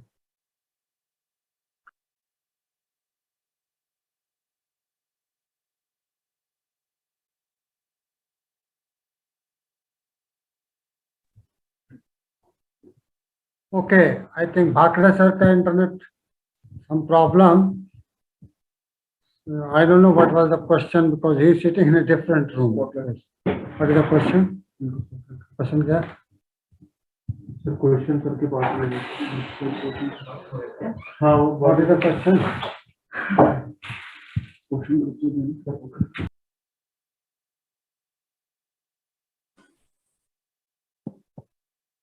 Can you hear me?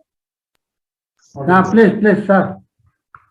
Yeah, I think we had only one question about the road safety, and I would request anyone from the speakers to address the question.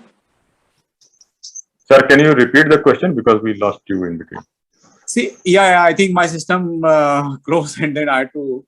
The question was, what is the single most factor for reducing road fatalities in Indian context? Single most important factor which can be, addressed.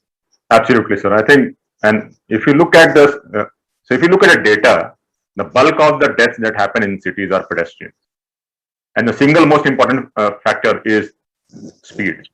So so there are two things to do. One, if we can manage speed, and how do you manage speed? Enforcement is one, but can we manage speeds by creating safer streets? I think that is what we have to do. So we have to. So if you look at the Stockholm Declaration last year, it was recommended that streets which have activities on both sides should not be designed and enforced for speeds greater than 20 miles per hour or 30 kilometers per hour.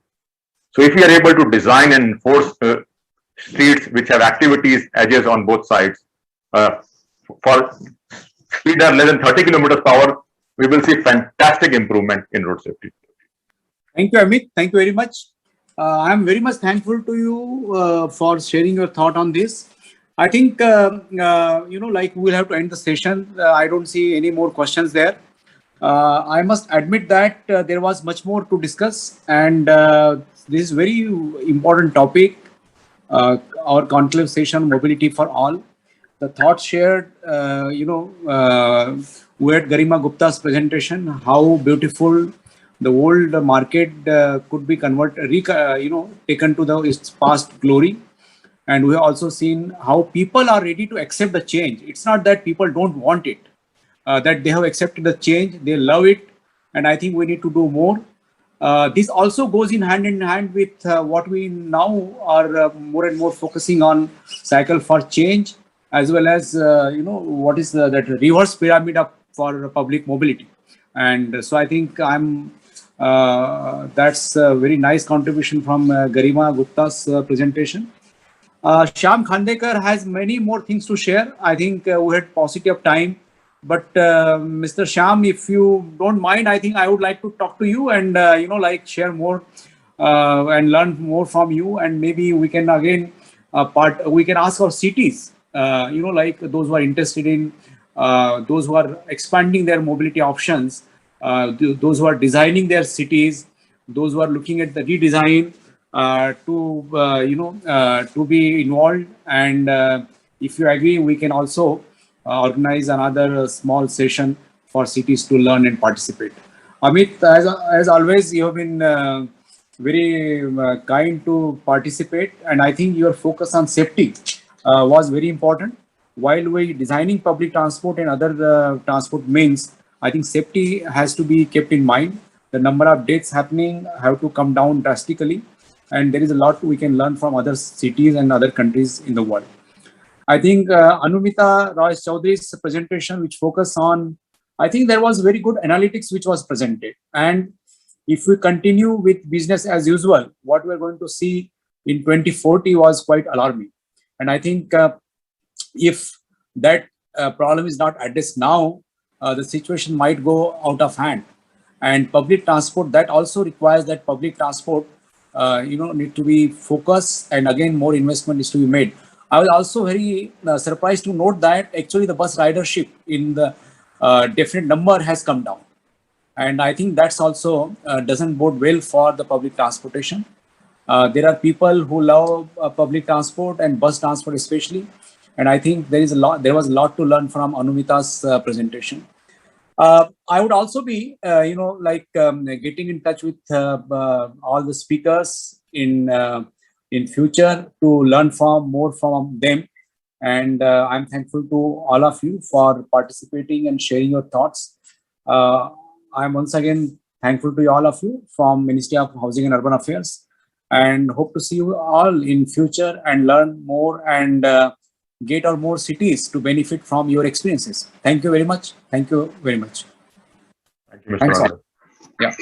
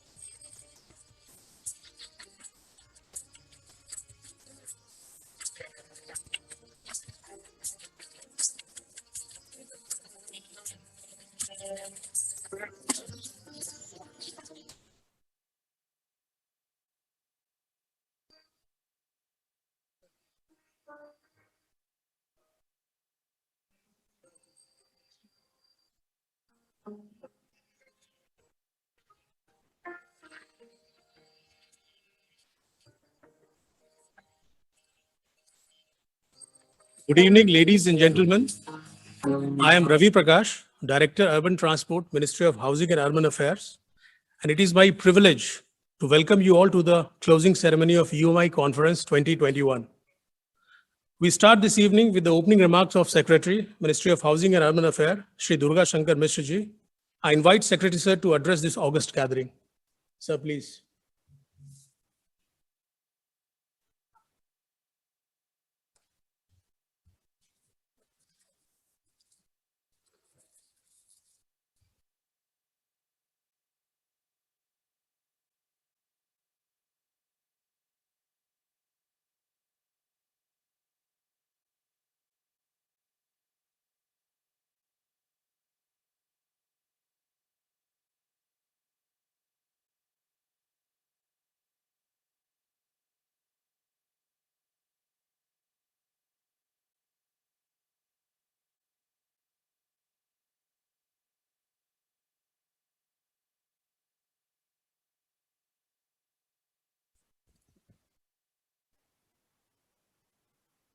Honorable Minister of Housing and Urban Affairs, the chief guest of this valedictory session today, a one-day conference, Urban Mobility India, whose focus was mobility for all. Honorable Minister of Urban Development of Government of Delhi, Honorable Minister of Urban Transport, Government of Delhi, distinguished guests, ladies and gentlemen,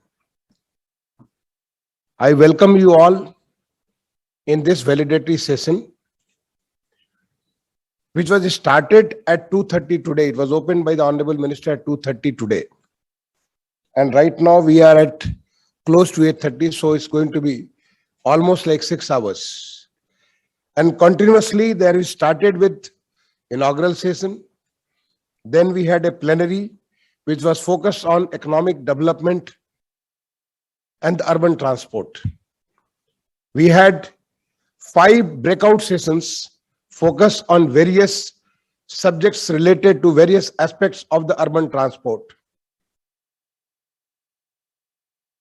We had another conclave which was Azadi at 75, mobility for all. How do we ensure mobility for all segments of the society, poor, rich, middle class, women, those who need, those who are Divyang, and mobility for all types of cities, the big cities, the metropolis, million plus, municipal corporations, smaller cities, everywhere mobility is an issue. We had nearly 14,000 delegates across the world who had registered for this conference. Until I got my figures, I mean from my team, we had more than 9,000 who had joined through the digital mode. The numbers will come later when I get this, how many from India and how many from abroad. But even this 9,000 is a big number. We had the German team joining, Mr. Philip Neal and various other persons who had joined from Germany in one of the, and 118 researchers, postgraduate, PhD scholars, or other researchers. They had submitted their papers for the Resource Research Symposium, focused on various facets of the urban transport. Out of them, 87 were selected, 47 made a presentation before the team selected by Indian Institute of Sciences, Bangalore, and 3 of them are going to receive award today. We have here in this hall various transport administrators, managers, experimenters, innovators who have done something very significant for their cities. We have had 12 different categories of the awards which are addressing different aspects of urban transport. That shows the kind of interest across the country. In fact, while touring, while I was interacting with different places in the last 1 month, some of the city municipal commissioners or the state secretary said that we didn't know, otherwise you would have also participated. Well, this is not the last chance. This is the 14th Urban Mobility India Conference. Hopefully, I pray for it, that the 15th conference, whose venue and the theme is going to be announced by the Honorable Minister right now, will have an opportunity to showcase their good work, and from there all others can learn across the country and make this urban mobility, which is so much significant for the urban development, for the growth of the country, importantly developed. So with these words, again, I welcome you all for this validity session, and I hope you will have a lot of learning from what our cities have done. Thank you all. Thank you, sir, for your opening remarks, which summed up the day-long deliberations articulately. Now, I would like to invite Honorable Union Minister, Ministry of Housing and Urban Affairs, and Petroleum and Natural Gas, Shri Hardeep Singh Puri ji, to kindly launch the UMI 2022 conference.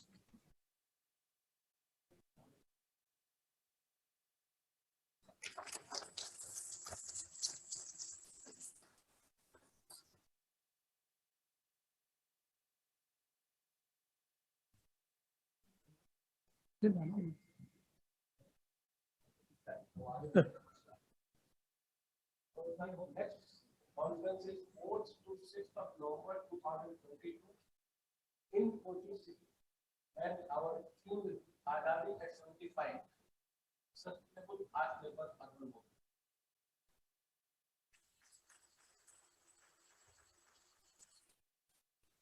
Thank you, sir. Now I invite Honorable Union Minister, Ministry of Housing and Urban Affairs, and Petroleum and Natural Gas to kindly deliver the valedictory address. Sir.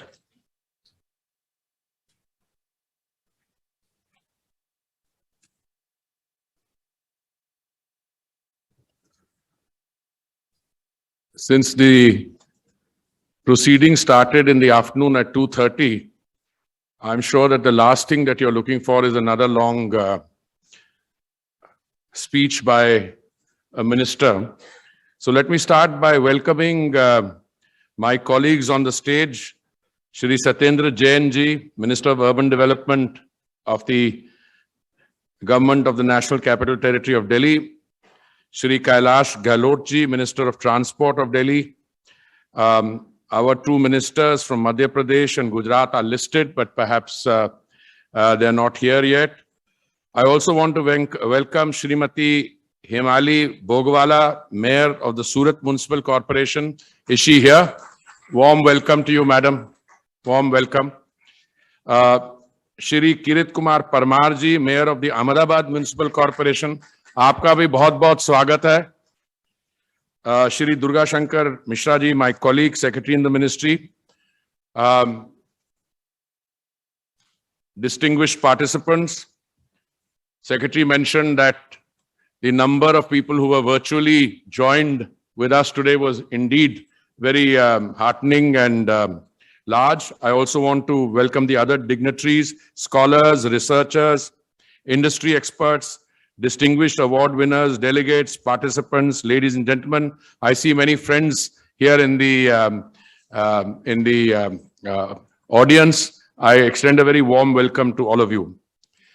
It is a great pleasure for me personally to address this gathering on the culmination of the 14th Urban Mobility Conference and to felicitate the participants who came here to exchange experience in this exciting field of urban mobility, whose focus this time is on mobility for all.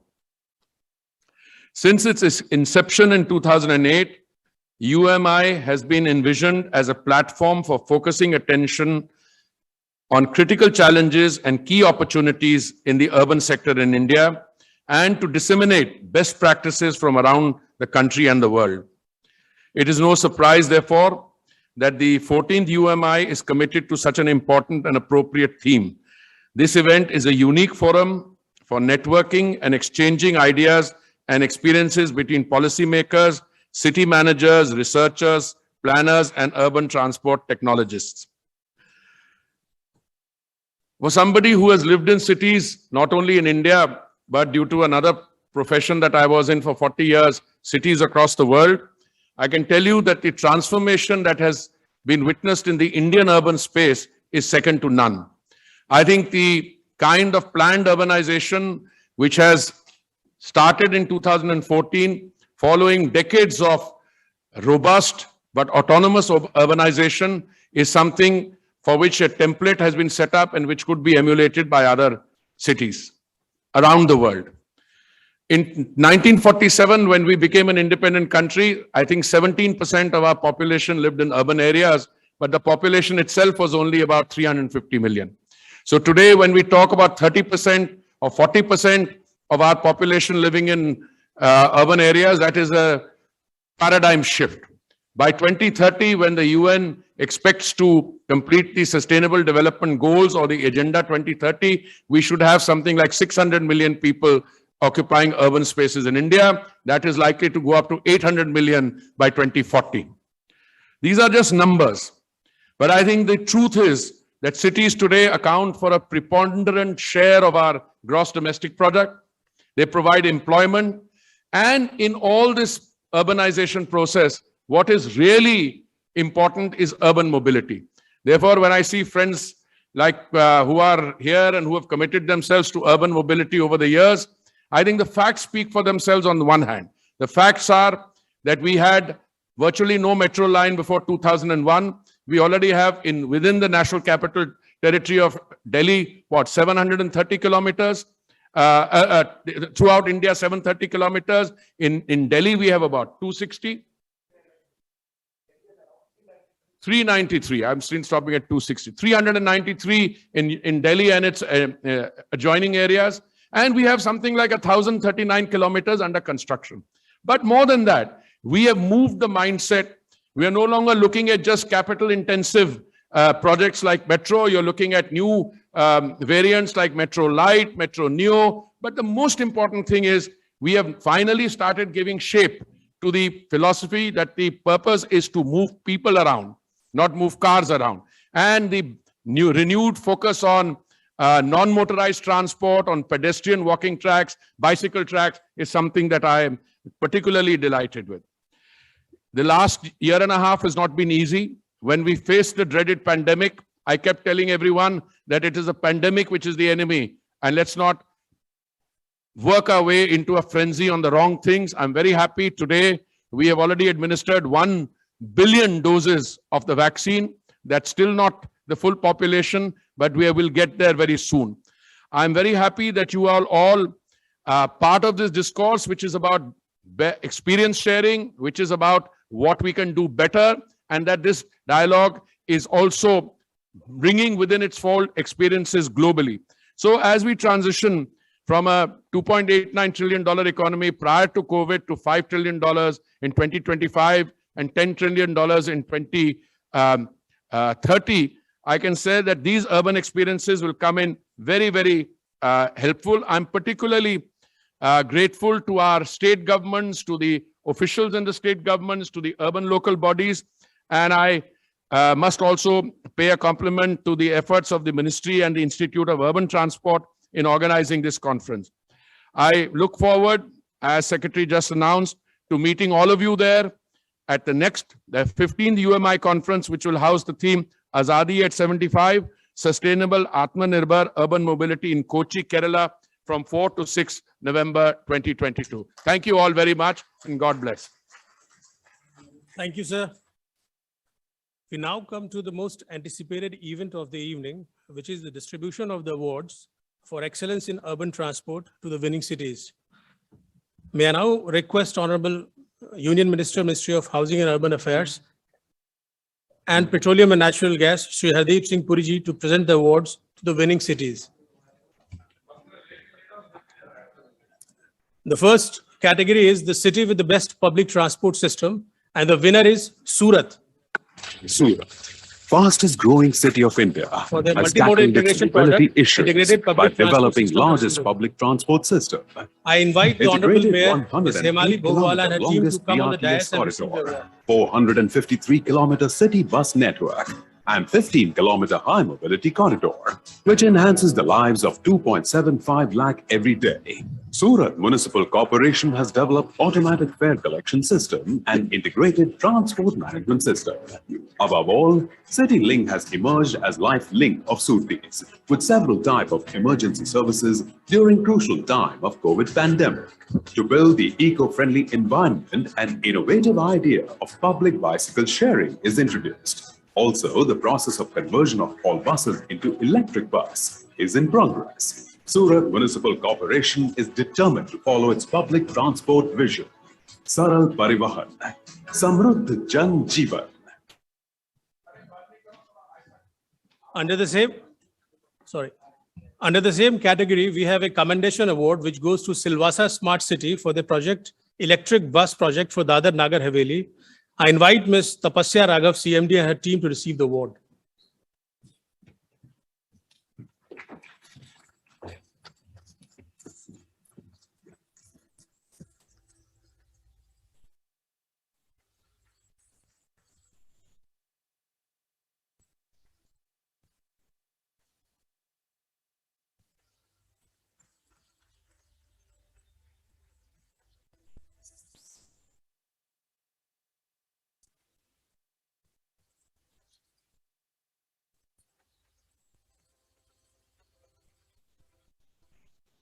The next category is city with the best non-motorized transport system.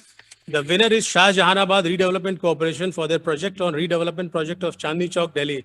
I'm glad to inform that Honorable Minister for Urban Development, GNCT of Delhi and Chairman SRDC, Sri Satyendra Jain have come for the award ceremony along with Ms. Renu Sharma, ACS UD and her team. I request them to kindly come over to receive the awards.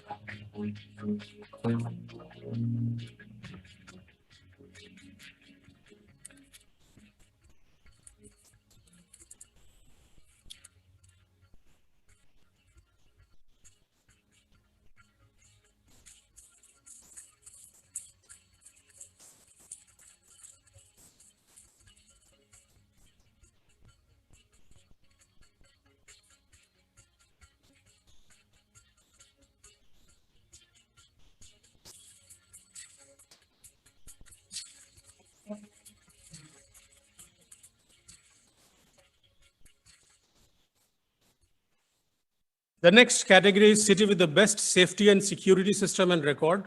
The winner is Surat again for their project on नमस्कार, मैं प्रशांत सुंबे, DCP traffic सूरत।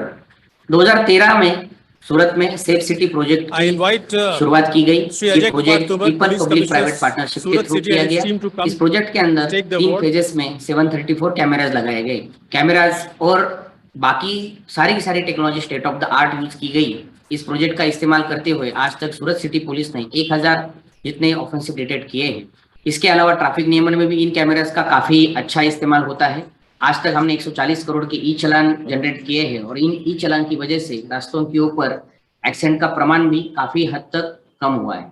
Project का successful implementation देखते हुए Gujarat government ने विश्वास project के अंतर्गत और सूरत स्मार्ट सिटी प्रोजेक्ट के अंतर्गत नए कैमराज लगाने का भी इसमें डिसाइड किया है। मुझे लगता है एक यूनिक फंडिंग मेथड, अलग अलग स्टेक होल्डर्स के बीच में होने वाला अच्छे तरीके का कोऑर्डिनेशन और इफिशिएंट यूज के कारण इस अवार्ड के लिए ये प्रोजेक्ट बिल्कुल सुटेबल है। धन्यवाद। जय Hind.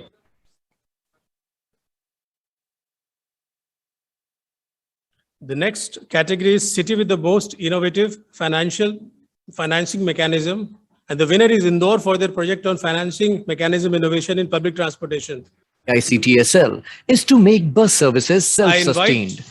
To achieve this, Mr. Manish Singh, Director AICTSL Indore, has evolved Srimati Pratibha financial Pal, Commissioner, mechanism Indore and Municipal made Corporation, intracity and they bus need to services come viable by cross-subsidizing intracity operations via advertising revenue, intercity and interstate operation premiums, city DUTF, and also AICTSL clustered profit-making routes with non-viable routes to ensure that operators turn profit. Recently, AICTSL has also devised a state-of-the-art financial plan where it will give The operating next duties category of is 400 city intracity with the best CNG. green transport initiative, and there is a tie. There are joint winners. The winners are Port Blair and Ahmedabad. I invite Sri Jitendra Narayan, Chief Secretary, Andaman and Nicobar Administration, and his team to come to the dais and receive the award.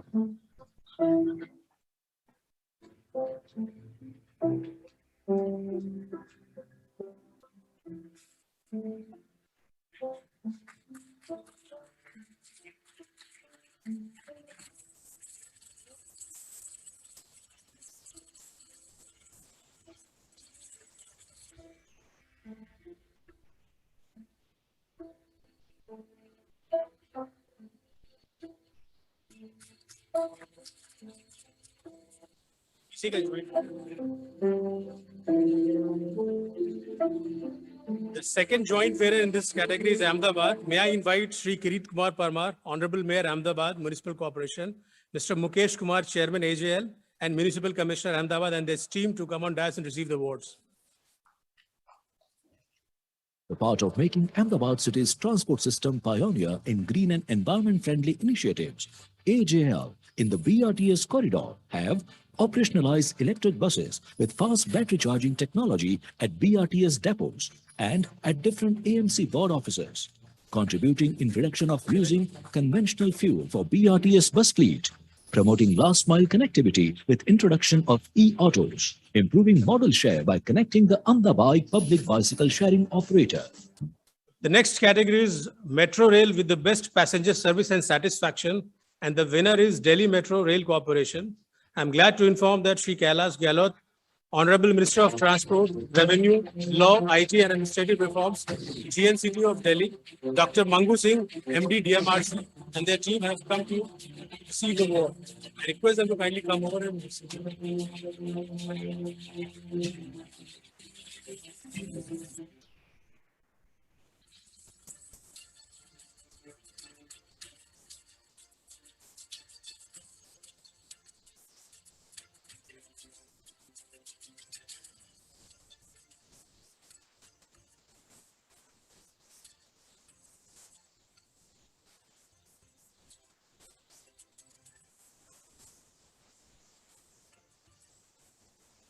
Same category, the commendation award goes to Mumbai Metro One Private Limited. I invite Mr. D. Ramakrishnan, Head Operations, Mr. Giriraj Singh, Head Rolling Stock, and Mr. Sandeep Kumar, Head Brand Marketing to receive the award.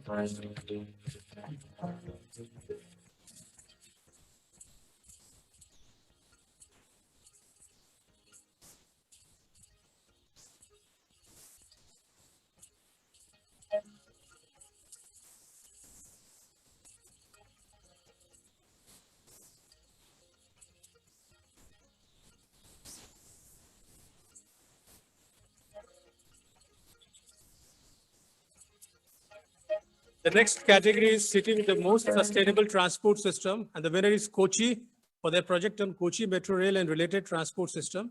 Shri S. Sanavas, CEO, Kochi Metro Transport Authority, is invited to receive the awards. കേരളത്തിലെ നഗരങ്ങളിൽ അതിവേഗം വികസിച്ചു വരുന്ന എറണാകുളത്ത് metro അനിവാര്യമായ ഒന്നായി കണ്ടതിന്റെ ഫലമായാണ് Cochin metro സ്ഥാപിതമായത്. പ്രതിസന്ധികളെ അതിജീവിച്ചവരുടെ വിജയത്തോടുള്ള അടങ്ങാത്ത ആഗ്രഹത്തിന്റെ കഥയുണ്ട്.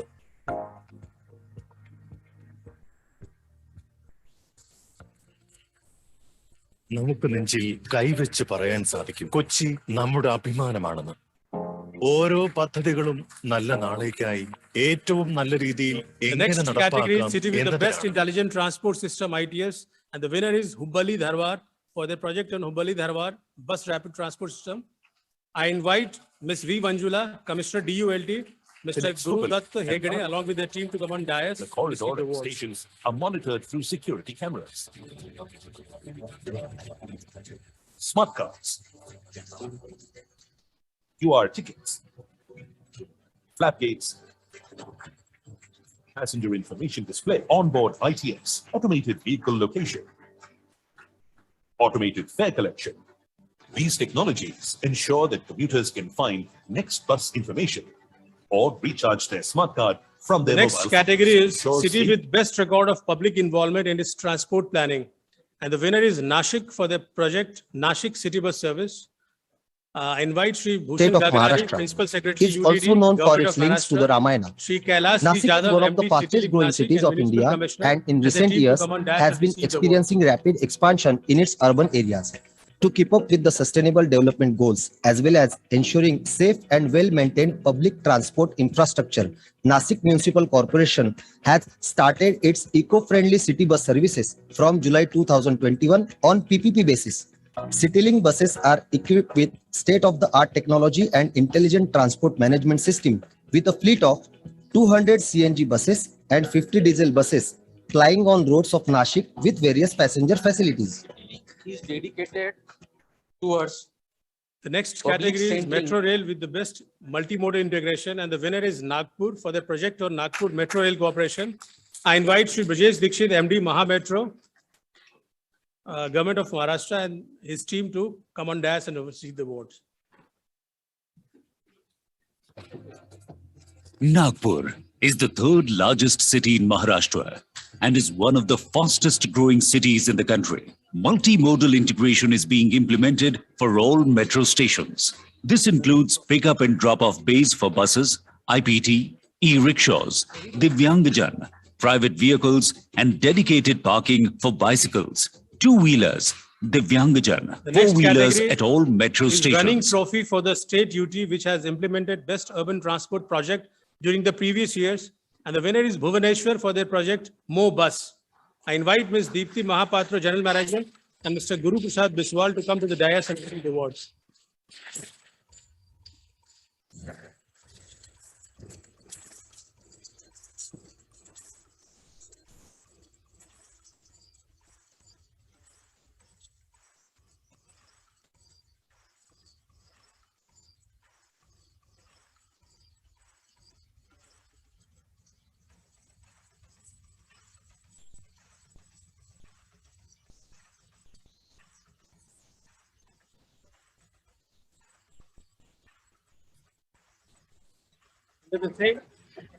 Under the same category, the Commendation Award goes to Bengaluru for their project on Church Street First Clean Air Street Test Bed. I invite Ms. Manjula, Commissioner DULT, Dr. Ashish Kumar, Professor IIC, and the team to come dance.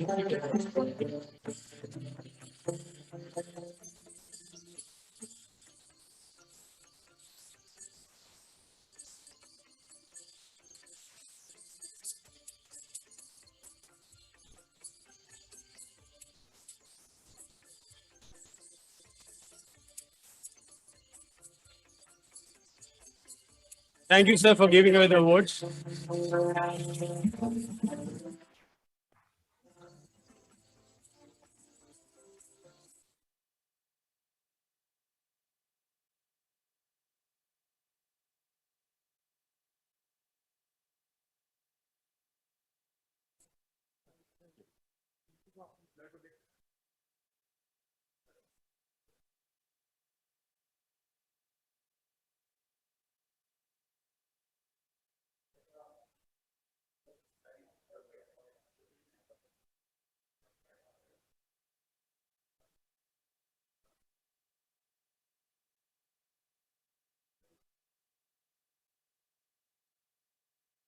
Moving over We now have the certificate distribution ceremony under Executive Program in Sustainable Transport. 27 officials have been trained and have successfully completed action learning module.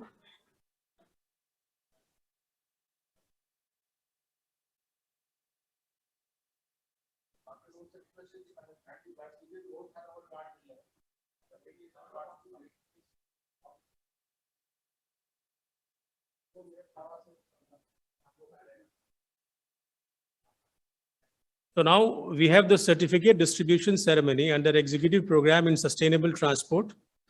27 officials has been trained and have successfully completed action learning module Executive Program in Sustainable Transport.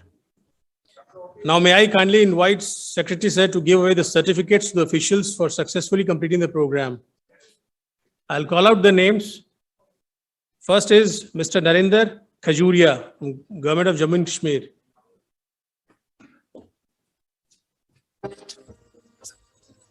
Next is Ms. Deepthi Mahapatra from Capital Region Urban Transport.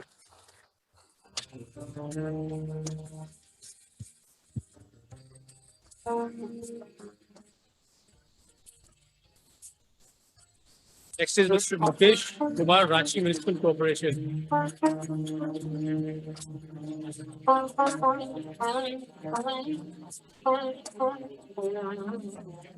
Mr. Amit Kumar, Urban Development and Housing Department, Government of Jharkhand.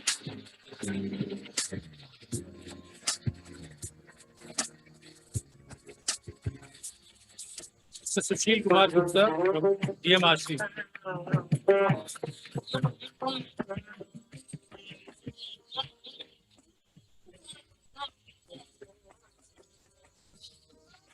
Manoj Kumar, Varanasi Development Authority.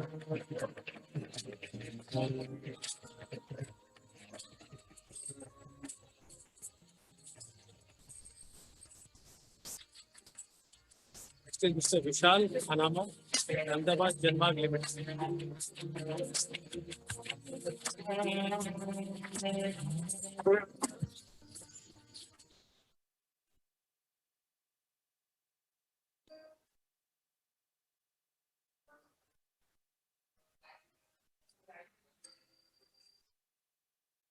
Mr. Abhishek Ranjan Prasad from Directorate of Land, Urban Land Transport, Karnataka.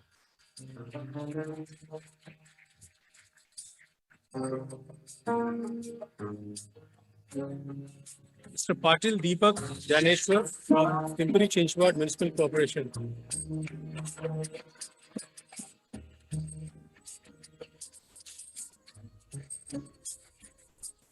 Next is Mr. Sandeep Soni, Atal Indore City Transport Services Limited, Indore.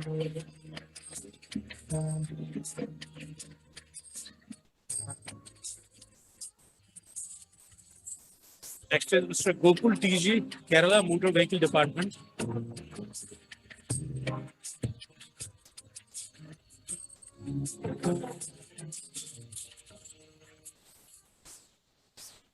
Next, Mr. Amit Gupta, Chandigarh Transport Undertaking.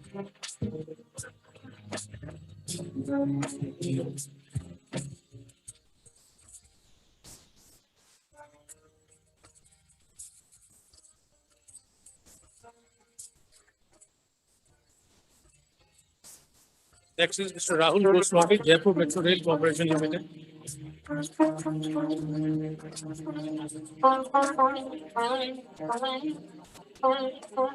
Next is Mr. Jeetu Sharma, Maharashtra Rail Infrastructure Development Corporation Limited.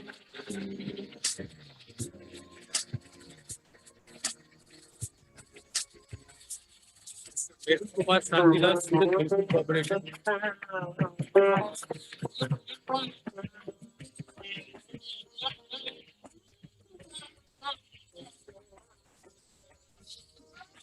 Ankita Gupta, Jabalpur City Transport Services Limited.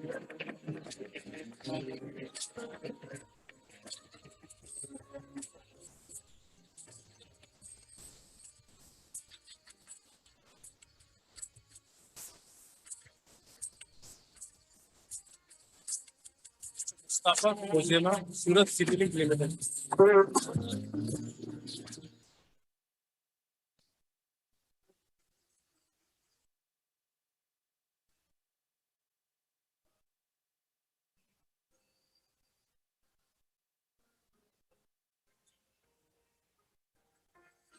Ms. Samjana Pradhan, Urban Development Department, Government of Sikkim.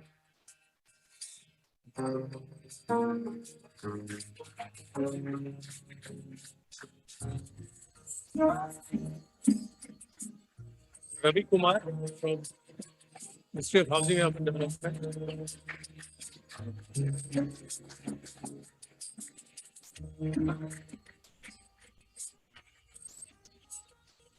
Mr. Naresh Kumar, NCR Planning Board.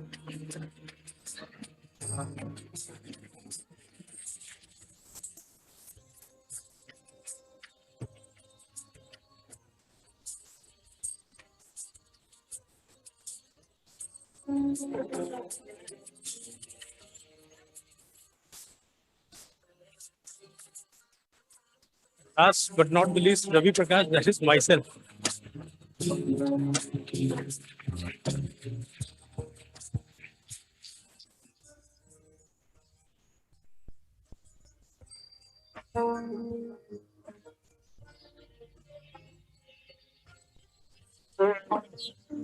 Now we move over to the profit distribution for Smart Moves, Innovative Urban Mobility Challenge 2020. The top 10 solutions were shortlisted from 100 plus proposals received.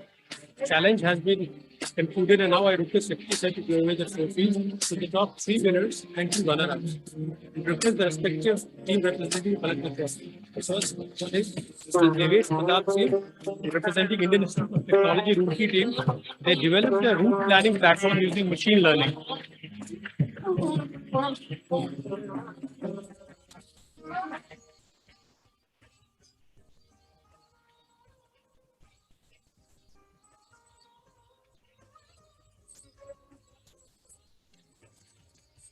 Next is Mr. Nomesh Bodia, representing Indian Institute of Technology Delhi team.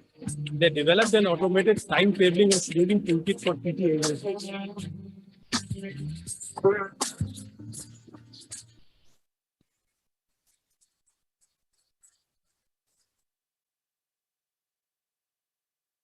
Next is Ms. Himani Jain, representing Council on Energy, Environment and Water team. They developed a dynamic dashboard for transit agencies to monitor travel demand supply mismatch.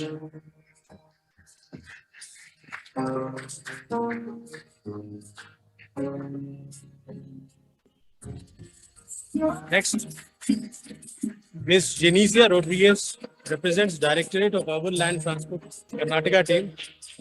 They developed and deployed a communication strategy to regain the trust of public in PT systems.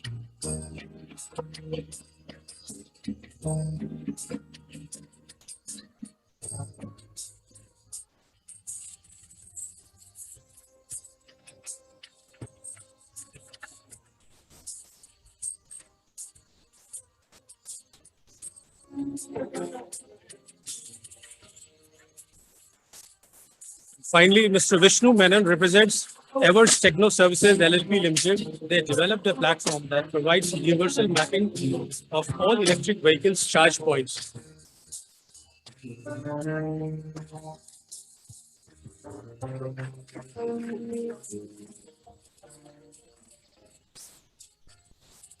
Indian Institute of Science Sustainable Transport Lab Bangalore, as part of the 14th Urban Mobility India Conference 2021, coordinated a research symposium. It was organized online on 25th October 2021.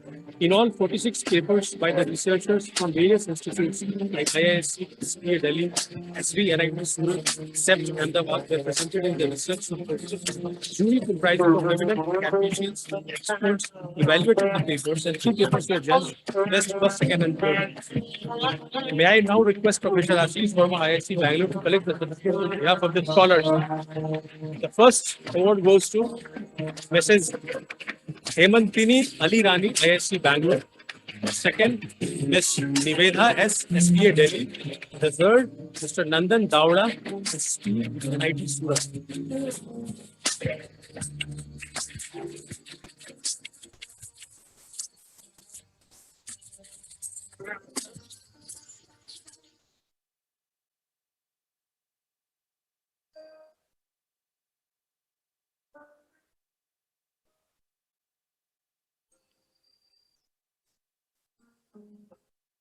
Thank you, sirs. May I now request Sri Jaideep, OSD, UT and ex-officio Joint Secretary, Minister of Housing and Urban Affairs, to propose a vote of thanks, please.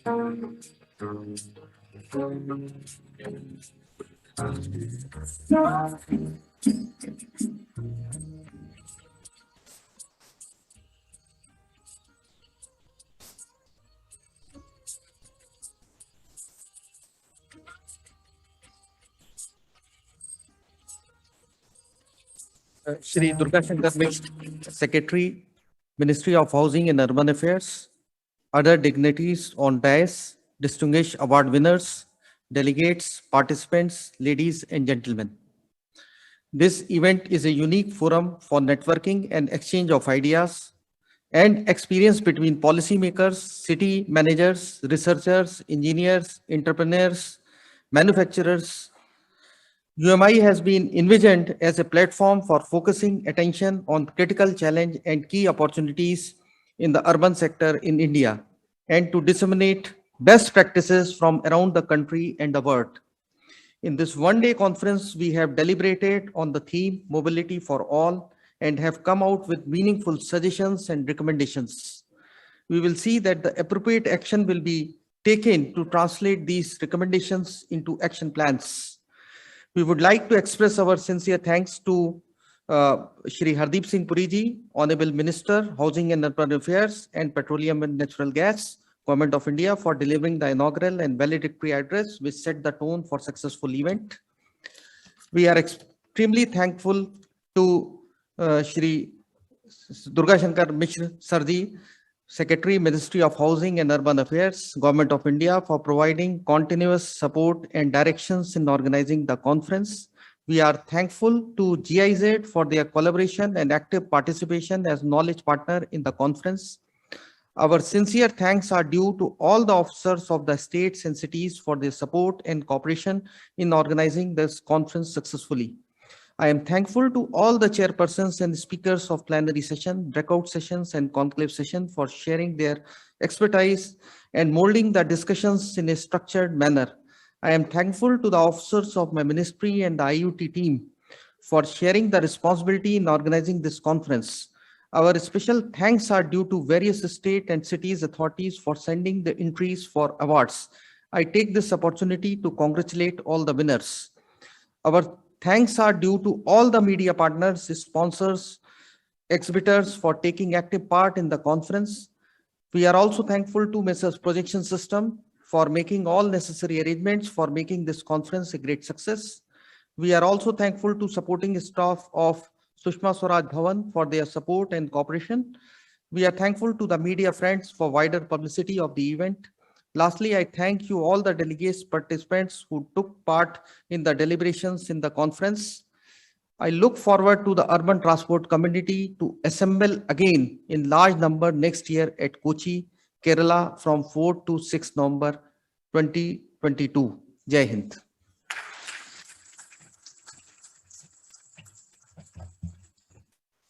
With that, we come to the close of the UMI Conference 2021. As I said, that we hope to see all of you in the UMI Conference 2022 next year in Kochi.